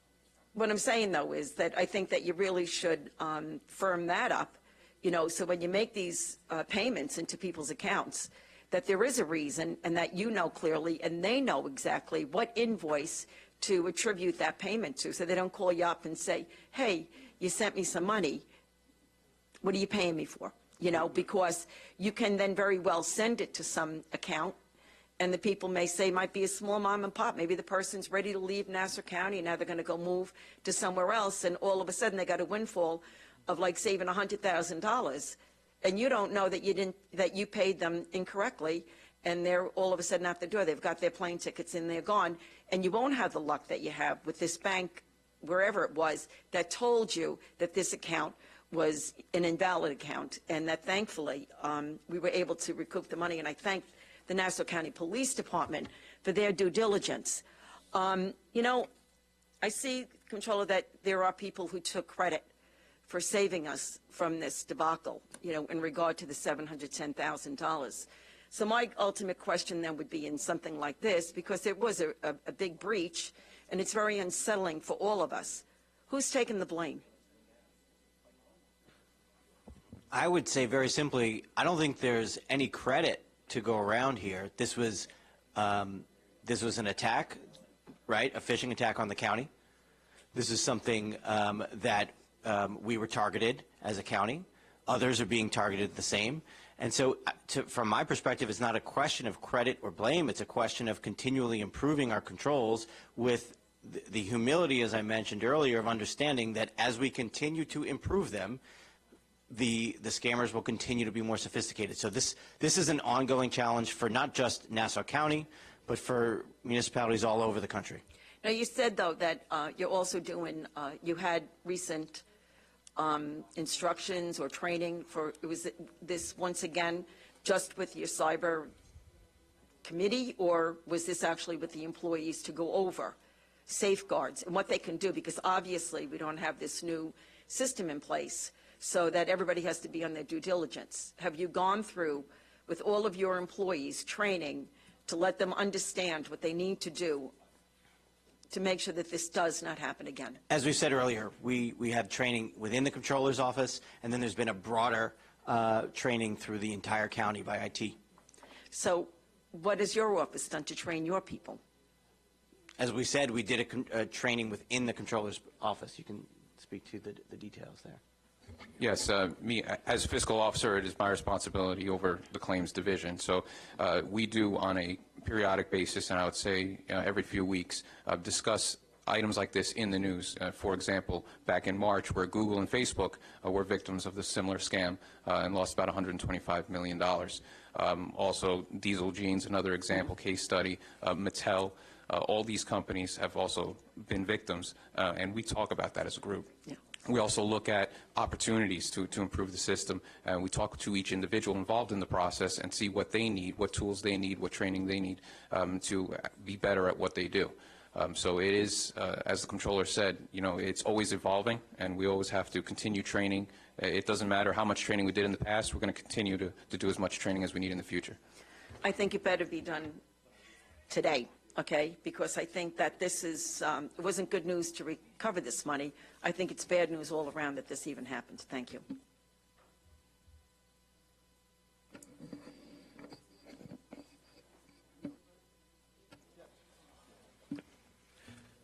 I think, is there anybody after me? Oh, okay. Oh, perfect. We'll try and make it quick for your benefit, Legislator Ferretti. Comptroller Shearman, I have a couple of concerns about the lack of notification, particularly to the legislature, that this incident even occurred. I happen to find out through your press conference, almost 3 months after this incident apparently took place in October, and your press conference, I believe, was on January 10th. Obviously, as the institution that actually funds these accounts, and as an institution that's charged with the oversight of county government, including the Comptroller's Office, I must admit that I'm concerned. You indicated that at some point in time, you notified the county executive, or at least the county executive's office. At some point in time, you notified someone within the treasurer's office. At no point in time did you notify anyone at the legislature. So can you please just walk me through the time frame of the timeline of who knew what when with regard to this incident, and why it was that you chose to keep the information quiet for whatever time you did? So, as I mentioned earlier, we held a press conference with Commissioner Ryder. We were asked to not disclose information until that time, as it has and still is an active investigation. There were, as I had mentioned earlier, there were 3 to 4 other municipalities that were also targeted. We needed to recover the money before the scammers could be alerted to that and move the money themselves. So from that perspective, we had to wait to disclose to the public until that time. I will mention. I apologize for interrupting. I'm not suggesting that you needed to notify the public. What I'm suggesting is that you need to notify your other partners in government that there's a situation. We were immediately in touch with the police department. Did the police department tell you not to notify the legislature? The police department asked us to not do notification, and I will just leave it there. To whom? To anyone? We were asked not to speak about the incident. So if we were asked, if I were to ask the police department, a representative from the police department, whether the instructions to the Comptroller's office included not notifying the county legislature? I'll leave it there for now. Is there, okay. Who within the police department gave you the notification? Excuse me, can you repeat the question? Sure. Who within the police, you indicated that someone within the Nassau County Police Department gave you the instruction not to notify the county legislature. Who was it? So our conversations with the police department were obviously between myself and the commissioner, and Deputy Comptroller spoke to the team as well. So it's your... There was concerns to protect the integrity in the investigation as to not disclose the information to as little amount of individuals as possible, because the money moves fast and because there was a need to recover the money before it went anywhere else. That was what was conveyed to us. Was a specific instruction given to you by the Nassau County Police Department not to notify the county legislature of this incident?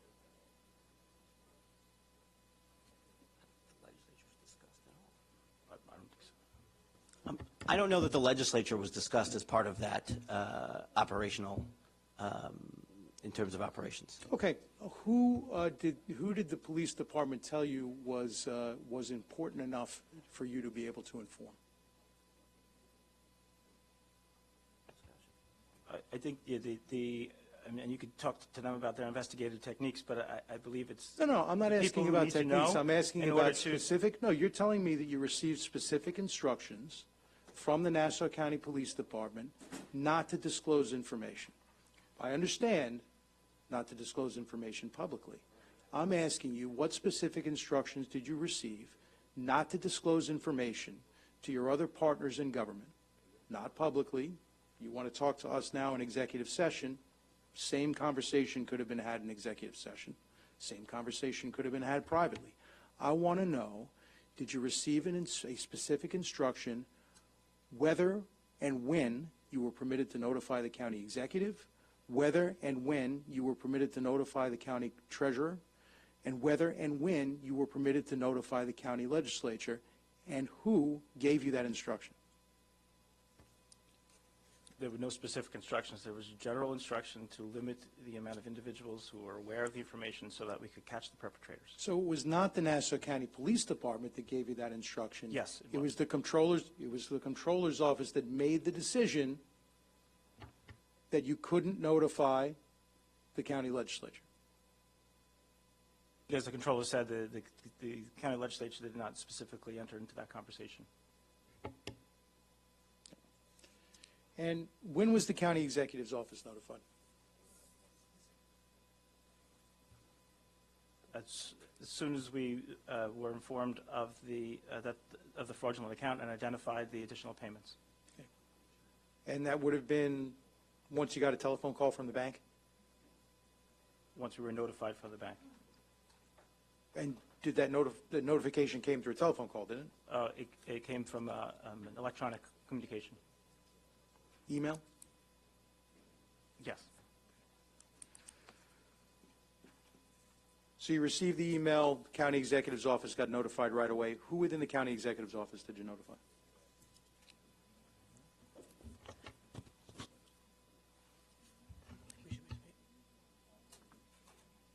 I think we're not going to speak to the details of who talked to who, when, and how, and what. Why? Outside of executive session, we're not going to get into the details of how the incident was handled in that sense. How can disclosure of that information jeopardize any investigation? At this moment, I would like to make a motion for this to be an executive session. Clearly, a skilled defense attorney for these perpetrators can use this information, and that would affect an investigation. So at this moment, I would like to make an application for executive session. I don't think we're worried about protecting the defendant or the perpetrator over here, and I don't think that's what the questions were directed to. Mr. Rhodes. Really, this relates to senior staff performance, and this also relates to attorney consultation. I'm making, for those reasons, I'm making a request for executive session. Want to do it? Okay. Well, All right, we have a motion, we have a second. Well, maybe we need the police. They're coming in with executive session. Okay. Do I have a I can move on with other questions. Why that don't can we be do answered that? in Let him public move on, session. and then you'll make your motion again? Or somebody will make a motion again, and then we'll do it. So who was notified and when is in executive session?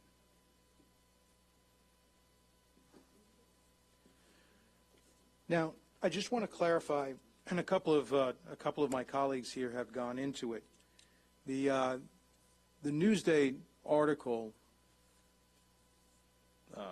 from your press conference indicates, quote, Nassau County Comptroller Jack Schneerman said controls in place at the Comptroller's office immediately identified the fraudulent activity, leading the funds to be frozen.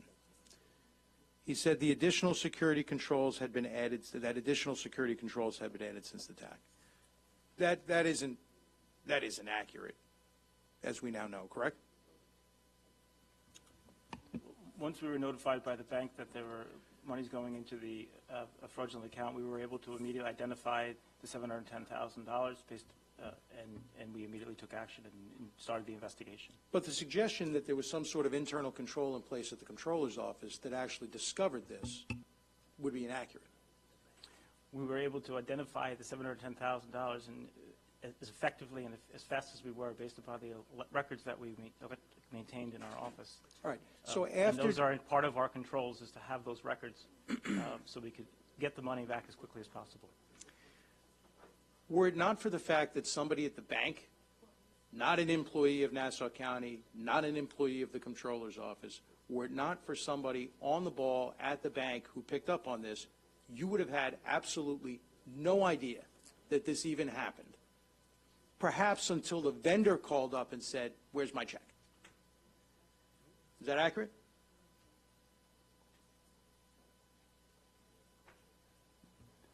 It's perspective, yes. Yes. I'll just answer as the Deputy Comptroller had said earlier, that is a part of our controls. So part of your controls is relying upon some third party happen to catch it. Is that's what your control is? That's your characterization of it. However, But that's what happened, right? a major piece, obviously, of anyone's controls is working with the financial institutions. Just out of curiosity, since that's apparently one of our controls, according to Open Checkbook, and this is, by the way, isn't something that happened just once, right? I think we've established in the testimony today that there were multiple submissions adding up to the 710,000. Was that correct? No. Again, it's one vendor profile that got fished and modified. Right, but there were multiple Payments payments, that went to that vendor profile, yes. multiple payments that They were went to all legitimate claims. There were no fraudulent claims. All the claims were legitimate claims, reviewed and approved by the Comptroller's But Office. the payments, how many payments went to the wrong destination? There were multiple payments comprising the $710,000. Okay. So how many payments went through before the bank caught this? That's the level of detail we'd like to give you in executive session. Well, I'm just curious at how many things got past us before somebody outside the county happened to pick it up. There were multiple payments, not many, but multiple, and all Was it- within a less than 30-day period, Was it more or less than 5? less than 10. All right.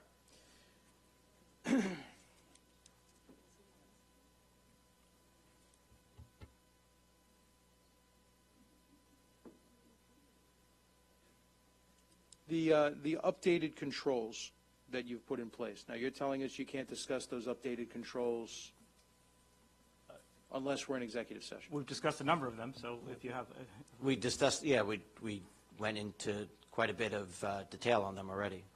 On certain of them. Is that an exhaustive list of the updated controls that you've put in place? I don't recall all of them that were mentioned during the proceeding today, but it's pretty exhaustive, I would say, or nearly there.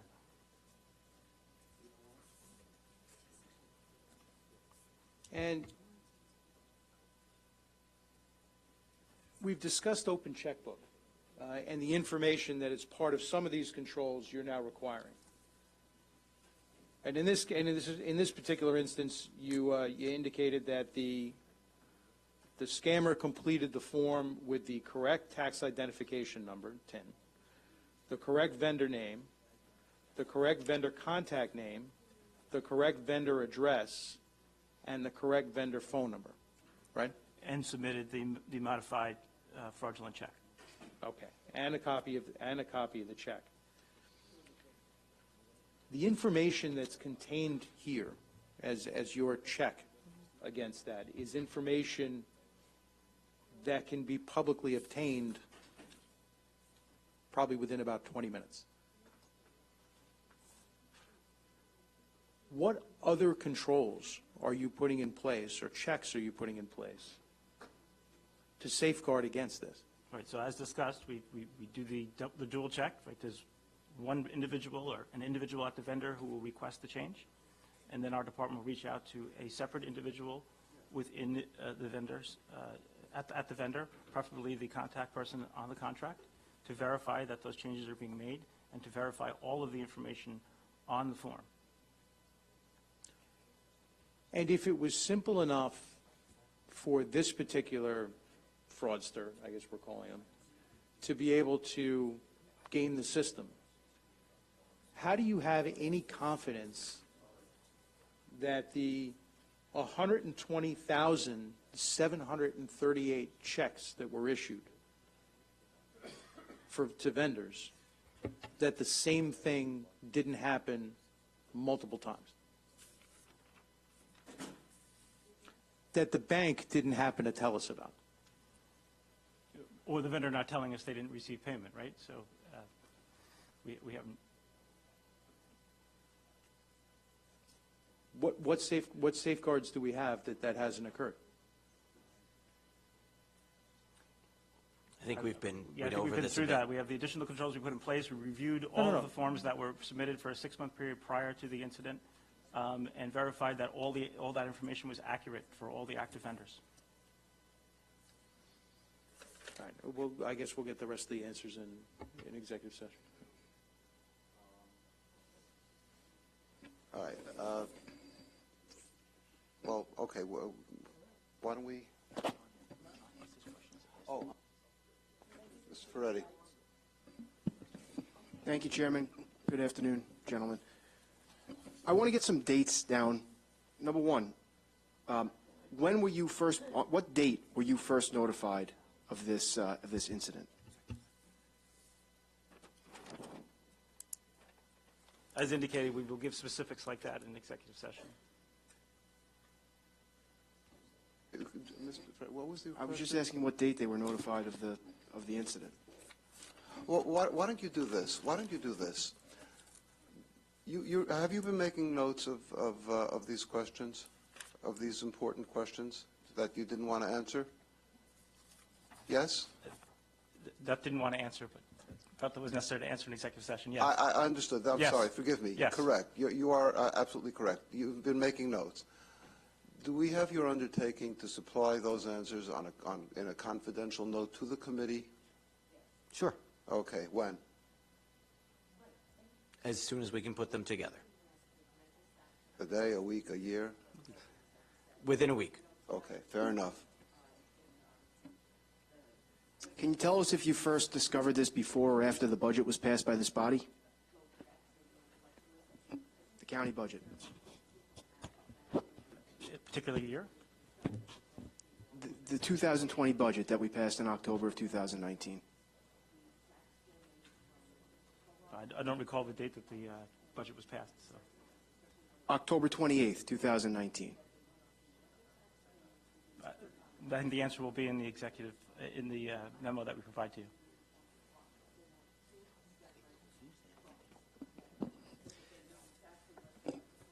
Do you recall informing Newsday, anyone from your office, that you called the police about this issue on October 25th, 2019?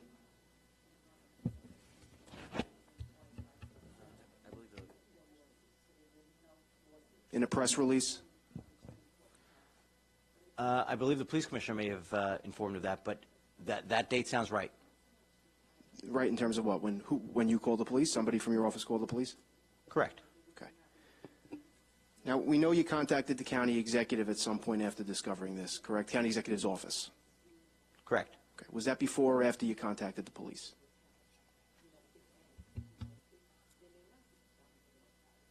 I think basically simultaneously, but What does that mean simultaneously? You had two phones going? no, I think that's the level of detail we're going to speak to today. Will you include that information in your memo to us? Sure.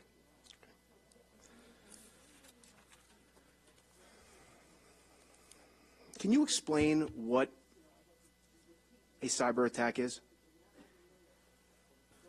I think we spoke to it earlier as we began, that there are multiple kinds of cyber attacks, and we were clear about in this instance that this was a phishing attack rather than an overall attack on the county's IT infrastructure.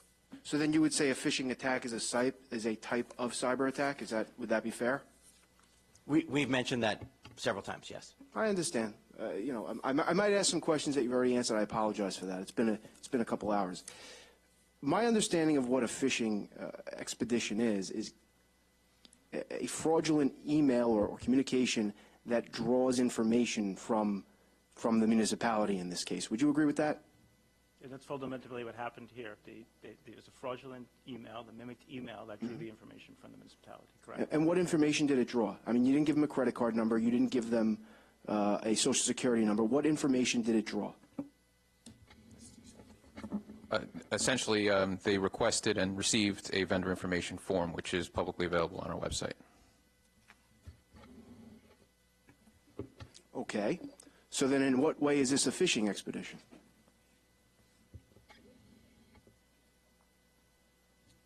The form was completed and submitted using the Fisher's mimicked email account. Right, right. But they got information from you that's public information, correct? Somewhat semantics, but No, I don't think it is. I mean, you know, you had a press conference on January 11th indicating that somehow you uncovered a phishing expedition and a cyber attack, and I'm trying to determine if there was really even a phishing expedition at all, or whether you just sent money to the wrong bank account.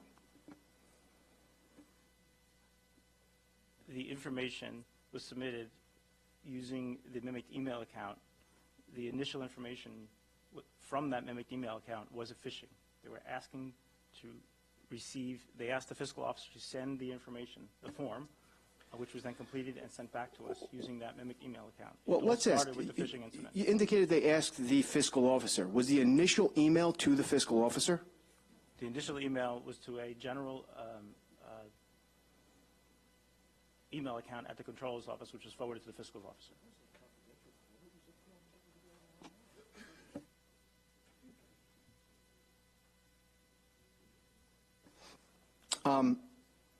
And was that email addressed to the fiscal officer? It was to a general email account. I know who you're saying it was sent to a general email account, but did it I think indicate it's the who level was of it? detail that we'll provide in our report. Okay. Well, I could tell you, you know, I have a copy of it. So what I could tell you is if my 7-year-old son got an email like this, he wouldn't have responded to it. So it's very hard to believe that your office did. But can you tell me,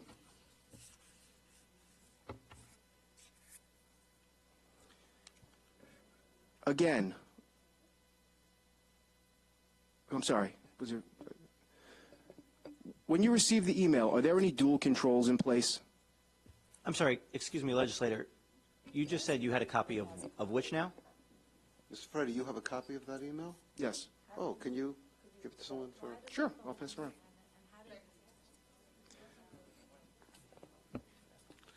Can I ask how and why you have a copy of that email?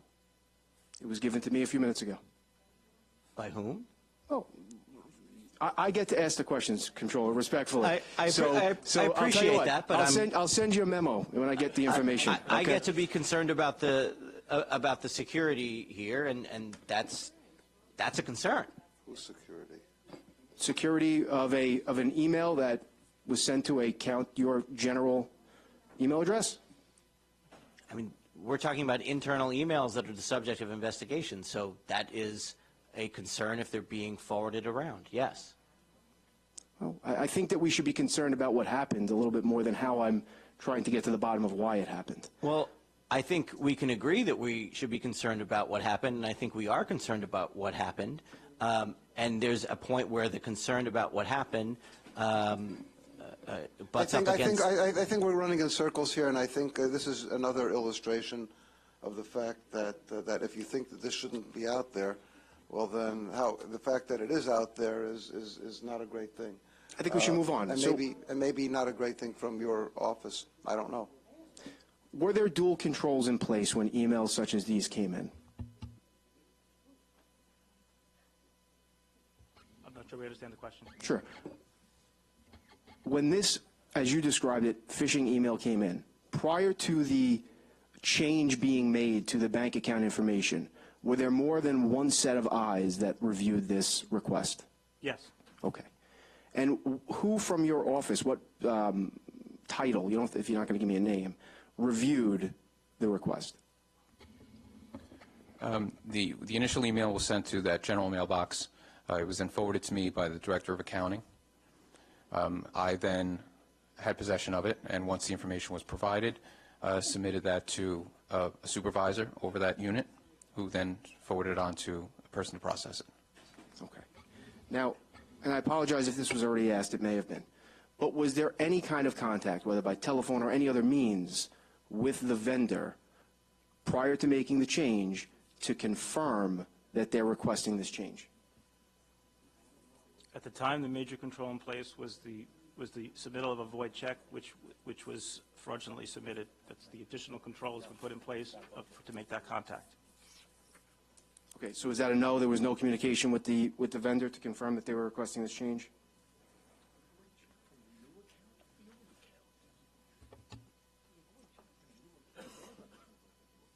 Correct. Okay. Now, when you say there was a void check that was sent to the controller's office, was that void check from the old account or the account that they were looking to change to? Change 2.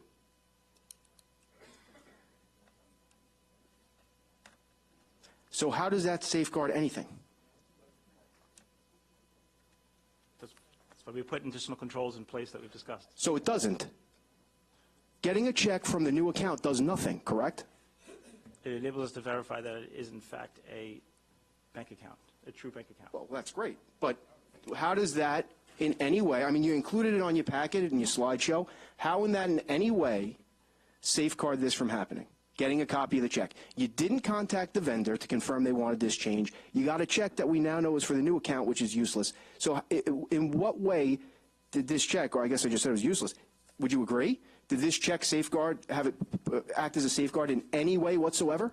It did, and I'll explain that. Please. When that control was initiated, the controller's office was made aware in 3 separate instances, 3 separate vendors. What it does is it ensures that the vendor doesn't make any mistakes in providing their own bank account information and verifies that the numbers provided to us are correct and accurate. You lost me. So are you saying you verified the new account number that they wanted with the check? The check to confirm that there was no error, like typo in the numbers? Is that what you're saying? Correct. Okay, so you verified, to be clear, you verified the new account that requested with a check to make sure that they didn't improperly enter the new account number. And the information on the check matched the vendor information. Okay, but that doesn't stop or provide a level of security to prevent what happened here, correct? That just prevents an incorrect account number on the new account. Prevent a sophisticated individual from mimicking a bank check with the correct address and a correct account number? No.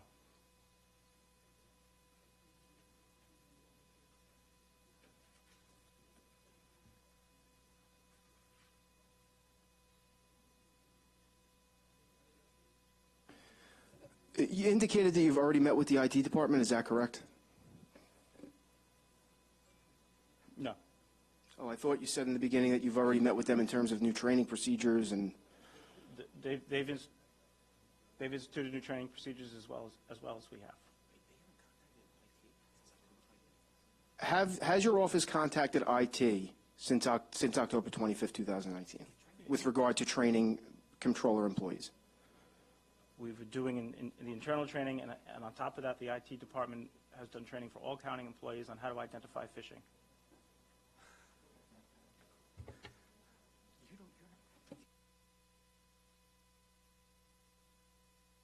And we're working with the IT department to have the 700 form or the vendor information form submitted through the vendor portal.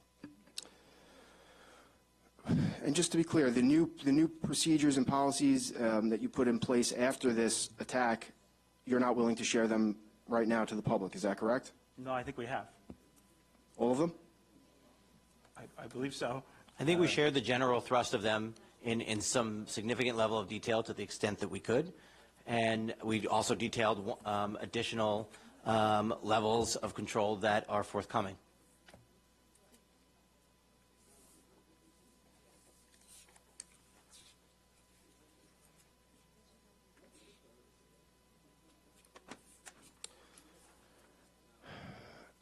How can you ensure that this hasn't happened before? Well, let me ask you again. Are you aware of this ever happening before in Nassau County? Has the Nassau County Controller's Office ever been subject of a scam such as this?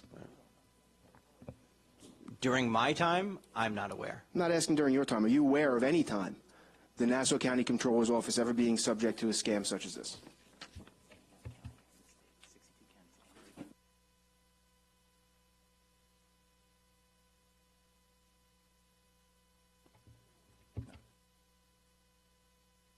Broadly speaking, no. Okay, how about any of the other 62 counties in New York State?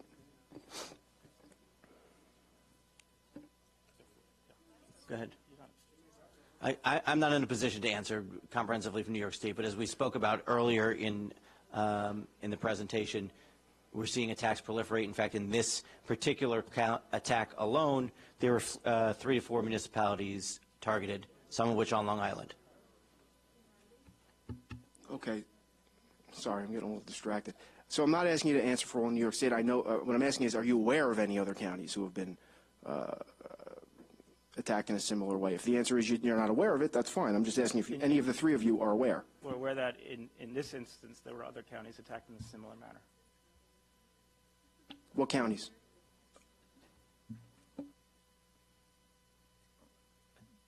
That's not a level of detail we will provide in public. I believe the police commissioner, hang on a moment. I believe it was disclosed that there was a municipality within Suffolk County that was attacked. Okay, so it wasn't the county then? Suffolk County, it's a local municipality within Suffolk County? I believe that is the case. In addition, this morning I'm aware that the county itself disclosed that it was attacked. Not in this particular incident, in a separate incident. Did your office ever contact NYFA with regard to this attack prior to the press conference that you had on January 11th?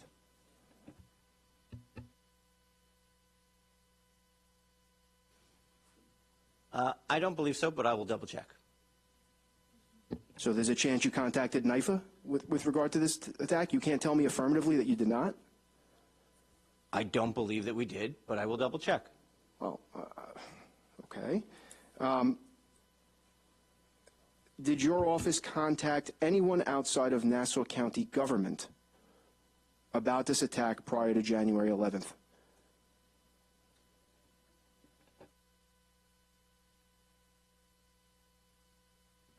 Other than the bank that would have been involved, there would have been no one. Well, they contacted you, right? That I could recall.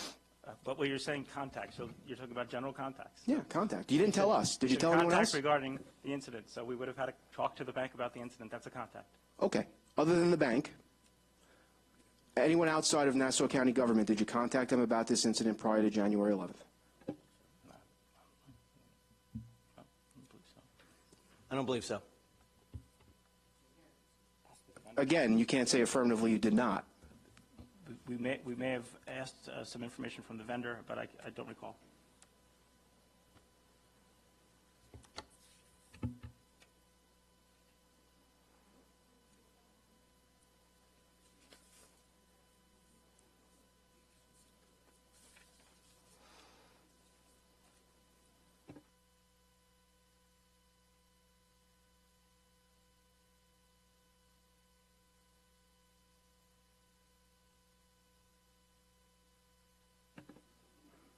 I just want to be clear here because I think this is important.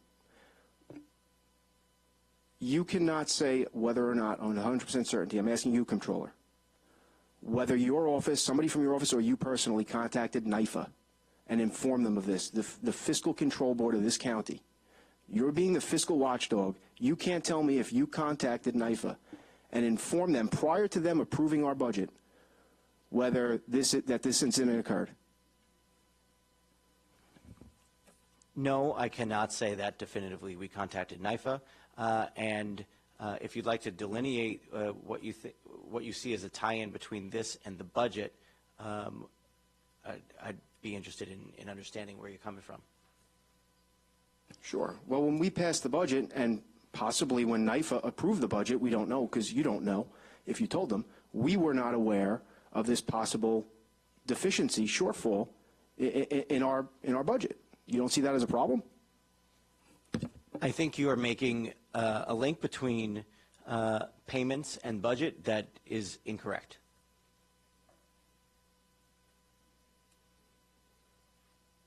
So if this money was not recovered, does the vendor get paid? I'll let you. Fortunately, that's not a road we had to go down. And we could because thank the money bank for that. was But recovered. the question is, if the money wasn't recovered, would the vendor have gotten paid?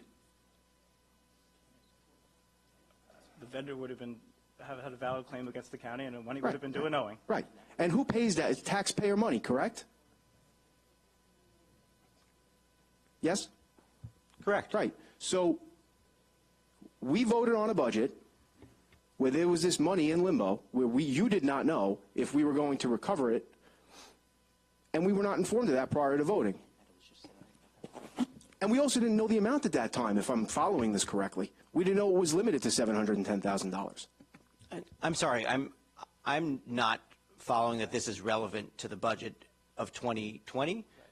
First of all, this is a 2019 financial issue. So I think you're conflating the two things, and I don't think that they actually go together.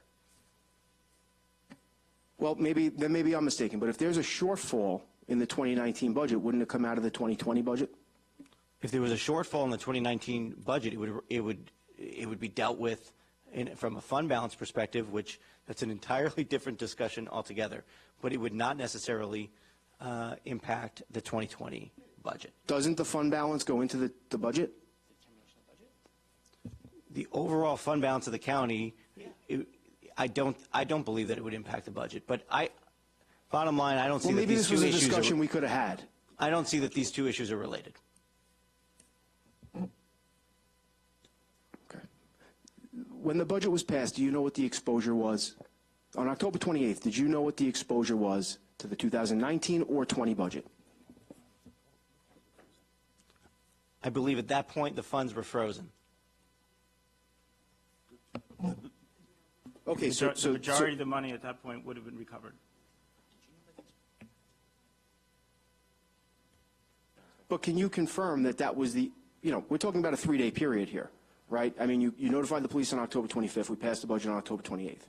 Are you telling me in those 3 days, which, by the way, I think 2 of them were a weekend, but I'm not sure about that, that you were able to confirm with 100% certainty that the exposure was limited to $710,000? Yes. Okay. From just this incident, or did you do an audit where you went back and determined if anything else happened with other vendors? We confirmed the 6 months' worth of vendor information forms to make sure they were correct.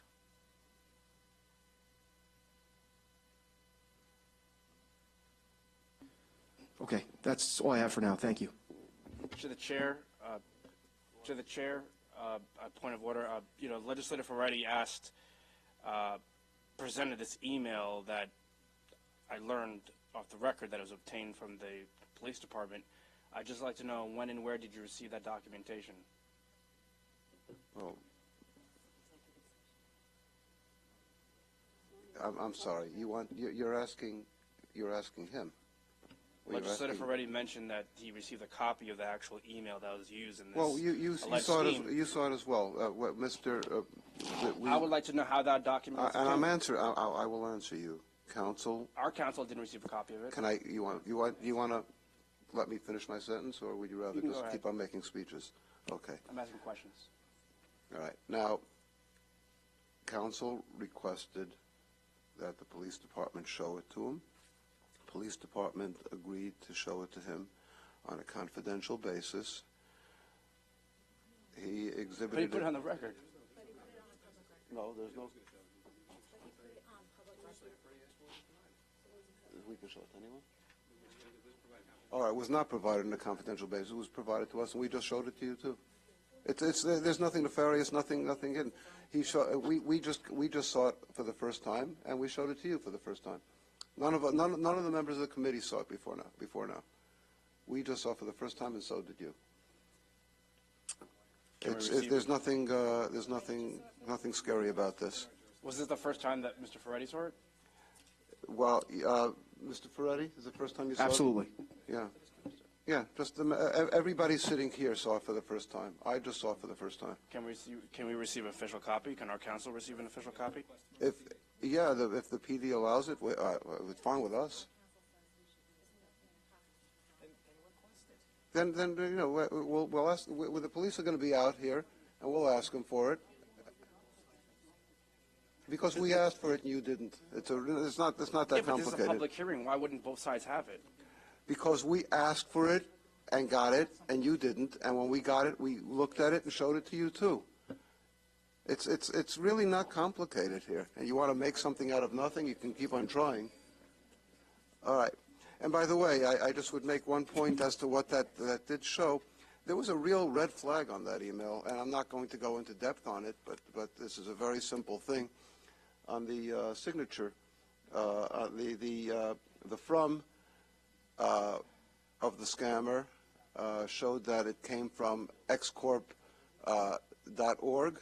and right down at the bottom, it showed the www of that same company, that same corp.com, which showed that they had a .com, and though that conflict, that's a real red flag. Okay, but it was missed. In any event, Ms. Walker. I just have one quick question. Not who you told when or whatever, but don't you think before you had a press conference with Newsday, it would have been nice for the legislators, shouldn't even use the word nice, it should be something that this body should know about before we read it in Newsday? I mean, I just think that would be proper protocol. You are the Nassau County Controller, and you don't feel that's important to share with the legislature? And we see it in a newspaper? We shared it all at once, and I appreciate your request, and that's something that we will certainly take into consideration going forward. Could I ask you, did you know before you saw it in Newsday? Did any of you know before you saw it in Newsday? I would just say that there are lots of things in this county that we don't hear about before we see a Newsday that I've found in the past. It's not just this one time. It's several items that we don't get informed about before we read. Right. And I mean, I agree. There's many things we see, and it doesn't make me happy. I just think this is extremely important, and for us to find out by seeing it in Newsday, I have a big problem with that. And I've stated before if I've had a problem with it, so I'm stating it publicly here that I have a major problem with that. And so you knew nothing either before you saw it in Newsday? All right. Gentlemen, thank you so much for coming. We have some Advil available if you'd like on the way out, but otherwise, you're free. Thank you.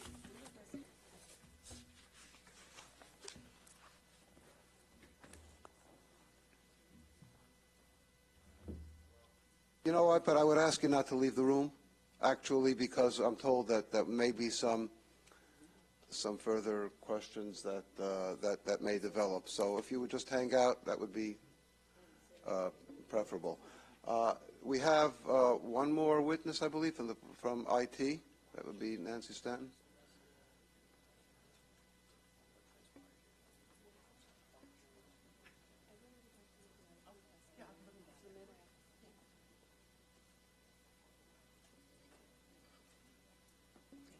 And I guess you'll just state your name and position for the record. Nancy Stanton.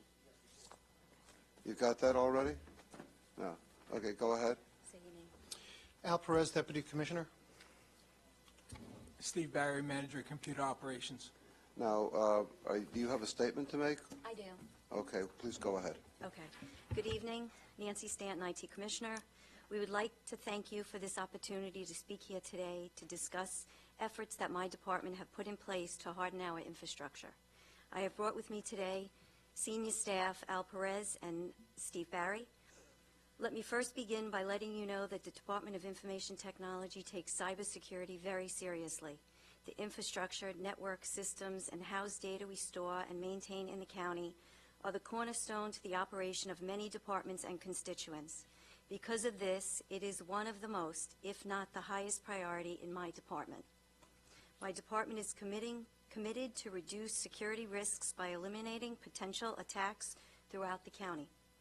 During 2018 and 2019, through a grant, we were fortunate and pleased to work with the Department of Homeland Security for a cybersecurity evaluation.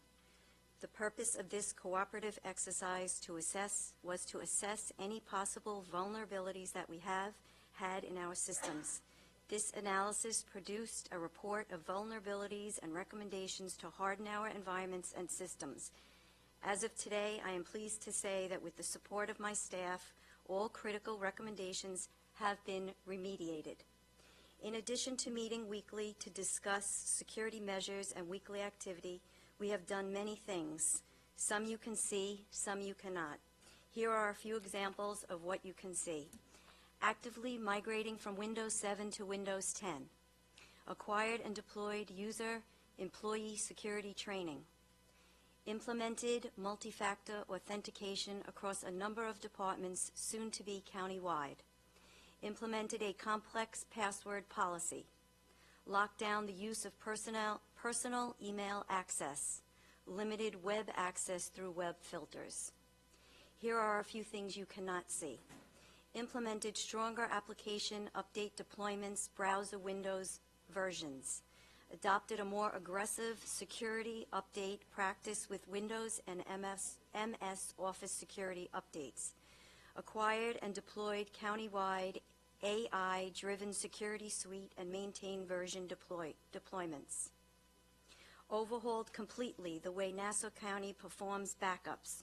Full server machine backups using the latest version, and all available backup agents automatically are in place. Server OS security patching is currently being implemented. Our firewalls now have deep SSL scanning enabled for network vulnerabilities. In June of 2019, there was a local law, 229-19, enacted through this legislative body to provide the following, which I will now give an update. Employee training. This is underway. We expect to be complete by the end of January. Going forward, we will be doing this training on a semi-annual basis. Also to note, we have conducted many cybersecurity seminars to constituents throughout the county. We will also begin a program where these seminars are offered to employees. Number 2, submit an annual cybersecurity risk assessment and response analysis. This is in progress. We have engaged a vendor to assist with penetration testing and reporting. Once a report is complete, it will be forwarded accordingly. 3, establish a panel of security service and incident response providers to assist. Ms. Stanton, forgive me. We all appreciate all these things, but okay. Do you think you might be able to confine your remarks to the implementation of various controls at the that would apply to the controller rather than as a countywide? In other words, it's very important what you're doing, and I don't mean to denigrate that at all, but this hearing is Okay. pretty I narrowly understand. focused. And so if you have any light that you can shed on the recent event that we've been discussing, I assume you've been here, A, and B, as to what you may have implemented or would like to suggest to implement in order to prevent a recurrence, that'd be great. Okay. Thank Well, you. Thank you. We are working with the Controller's Office as far as registering vendors, providing passwords so that they can only get in. We are working with them on the 700 form, which they mentioned, to be online, and in order to access that, you would have to have a password. Employee training we're already doing. You guys mentioned encryption. We would be happy to work with them on that. We have So that available. you haven't done that. You haven't had any requests for that. We have several departments or agencies using it very minimally, but we certainly should be But there's working. not been any request yet from the controller specifically for not. that. No. And is that something that you consider important? Yes. For them? Yes, Okay. for them, yes. All right. Yeah, go on, please. I'm sorry. That's really it. We were not involved in the recent event. So you have no ideas of okay, good. Now, can you give us any good ideas as to what you think ought to be implemented based upon what you've heard here today, beyond whatever we might have suggested? Yeah, we can talk with them with whatever they need, and we'd certainly help them implement whatever they need. Our multi-factor authentication is That's going in- to them regardless. They have that already. Right. That's in place. It is being rolled out throughout the county. Yeah. Yeah, Training is the rolled encryption, out. Encryption is obviously. Now, is there a VPN in place for their transactions? No, there's no VPN in place for their transaction. And would you not suggest that there ought to be? So in what way would you think that? Well, I guess that that's just an additional layer of protection against somebody hacking into observing emails that are going in and out.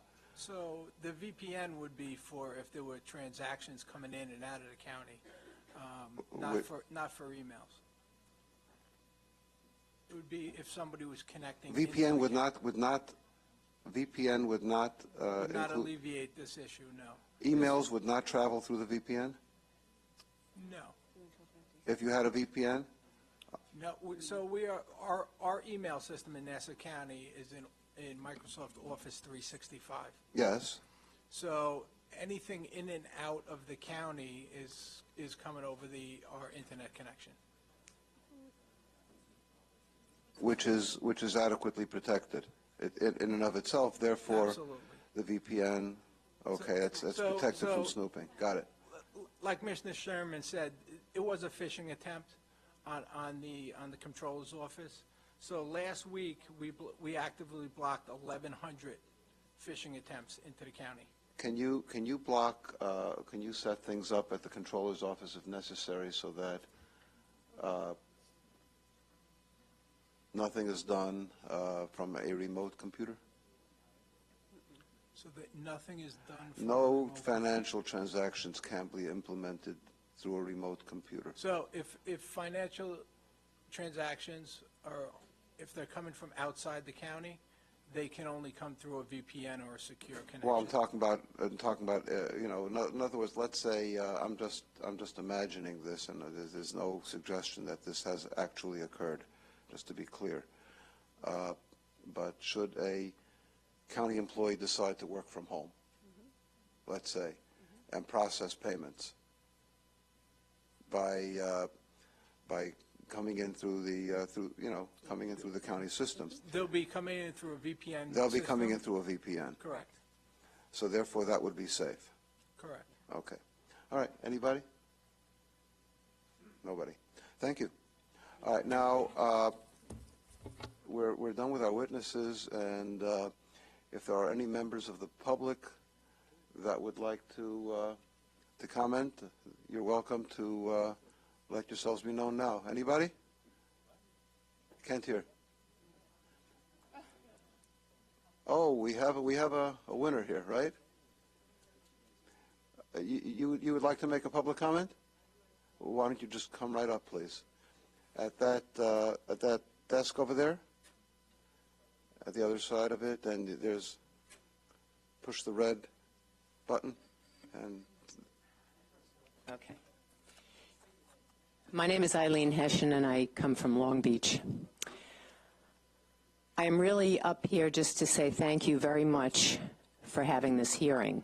I come from Long Beach, where we are in deep financial trouble. It was stated that this was an attempted scam, but it was actually a successful scam, and I want to thank the bank who discovered and reported it. Otherwise, we'd be out $700,000. In Long Beach, we had few financial things in place that took care of our finances. We were fed much misinformation regarding the city's finances, no checks, no balances, inadequate safeguards, and incompetence. Long Beach taxes have risen substantially. No one has ever taken responsibility for it, and no one has ever said the buck stops here. I want to sincerely thank you, the legislator, for holding this hearing transparently and looking to strengthen all controls and procedures. Thank you to the bank, and thank you again to the legislature. Thank you. Anyone else? Okay. I'm going to take a motion to adjourn by Ms. Birnbaum, seconded by Ms. Walker. All those in favor of adjourning? Aye. Any opposed? We are adjourned. Thank you, everyone.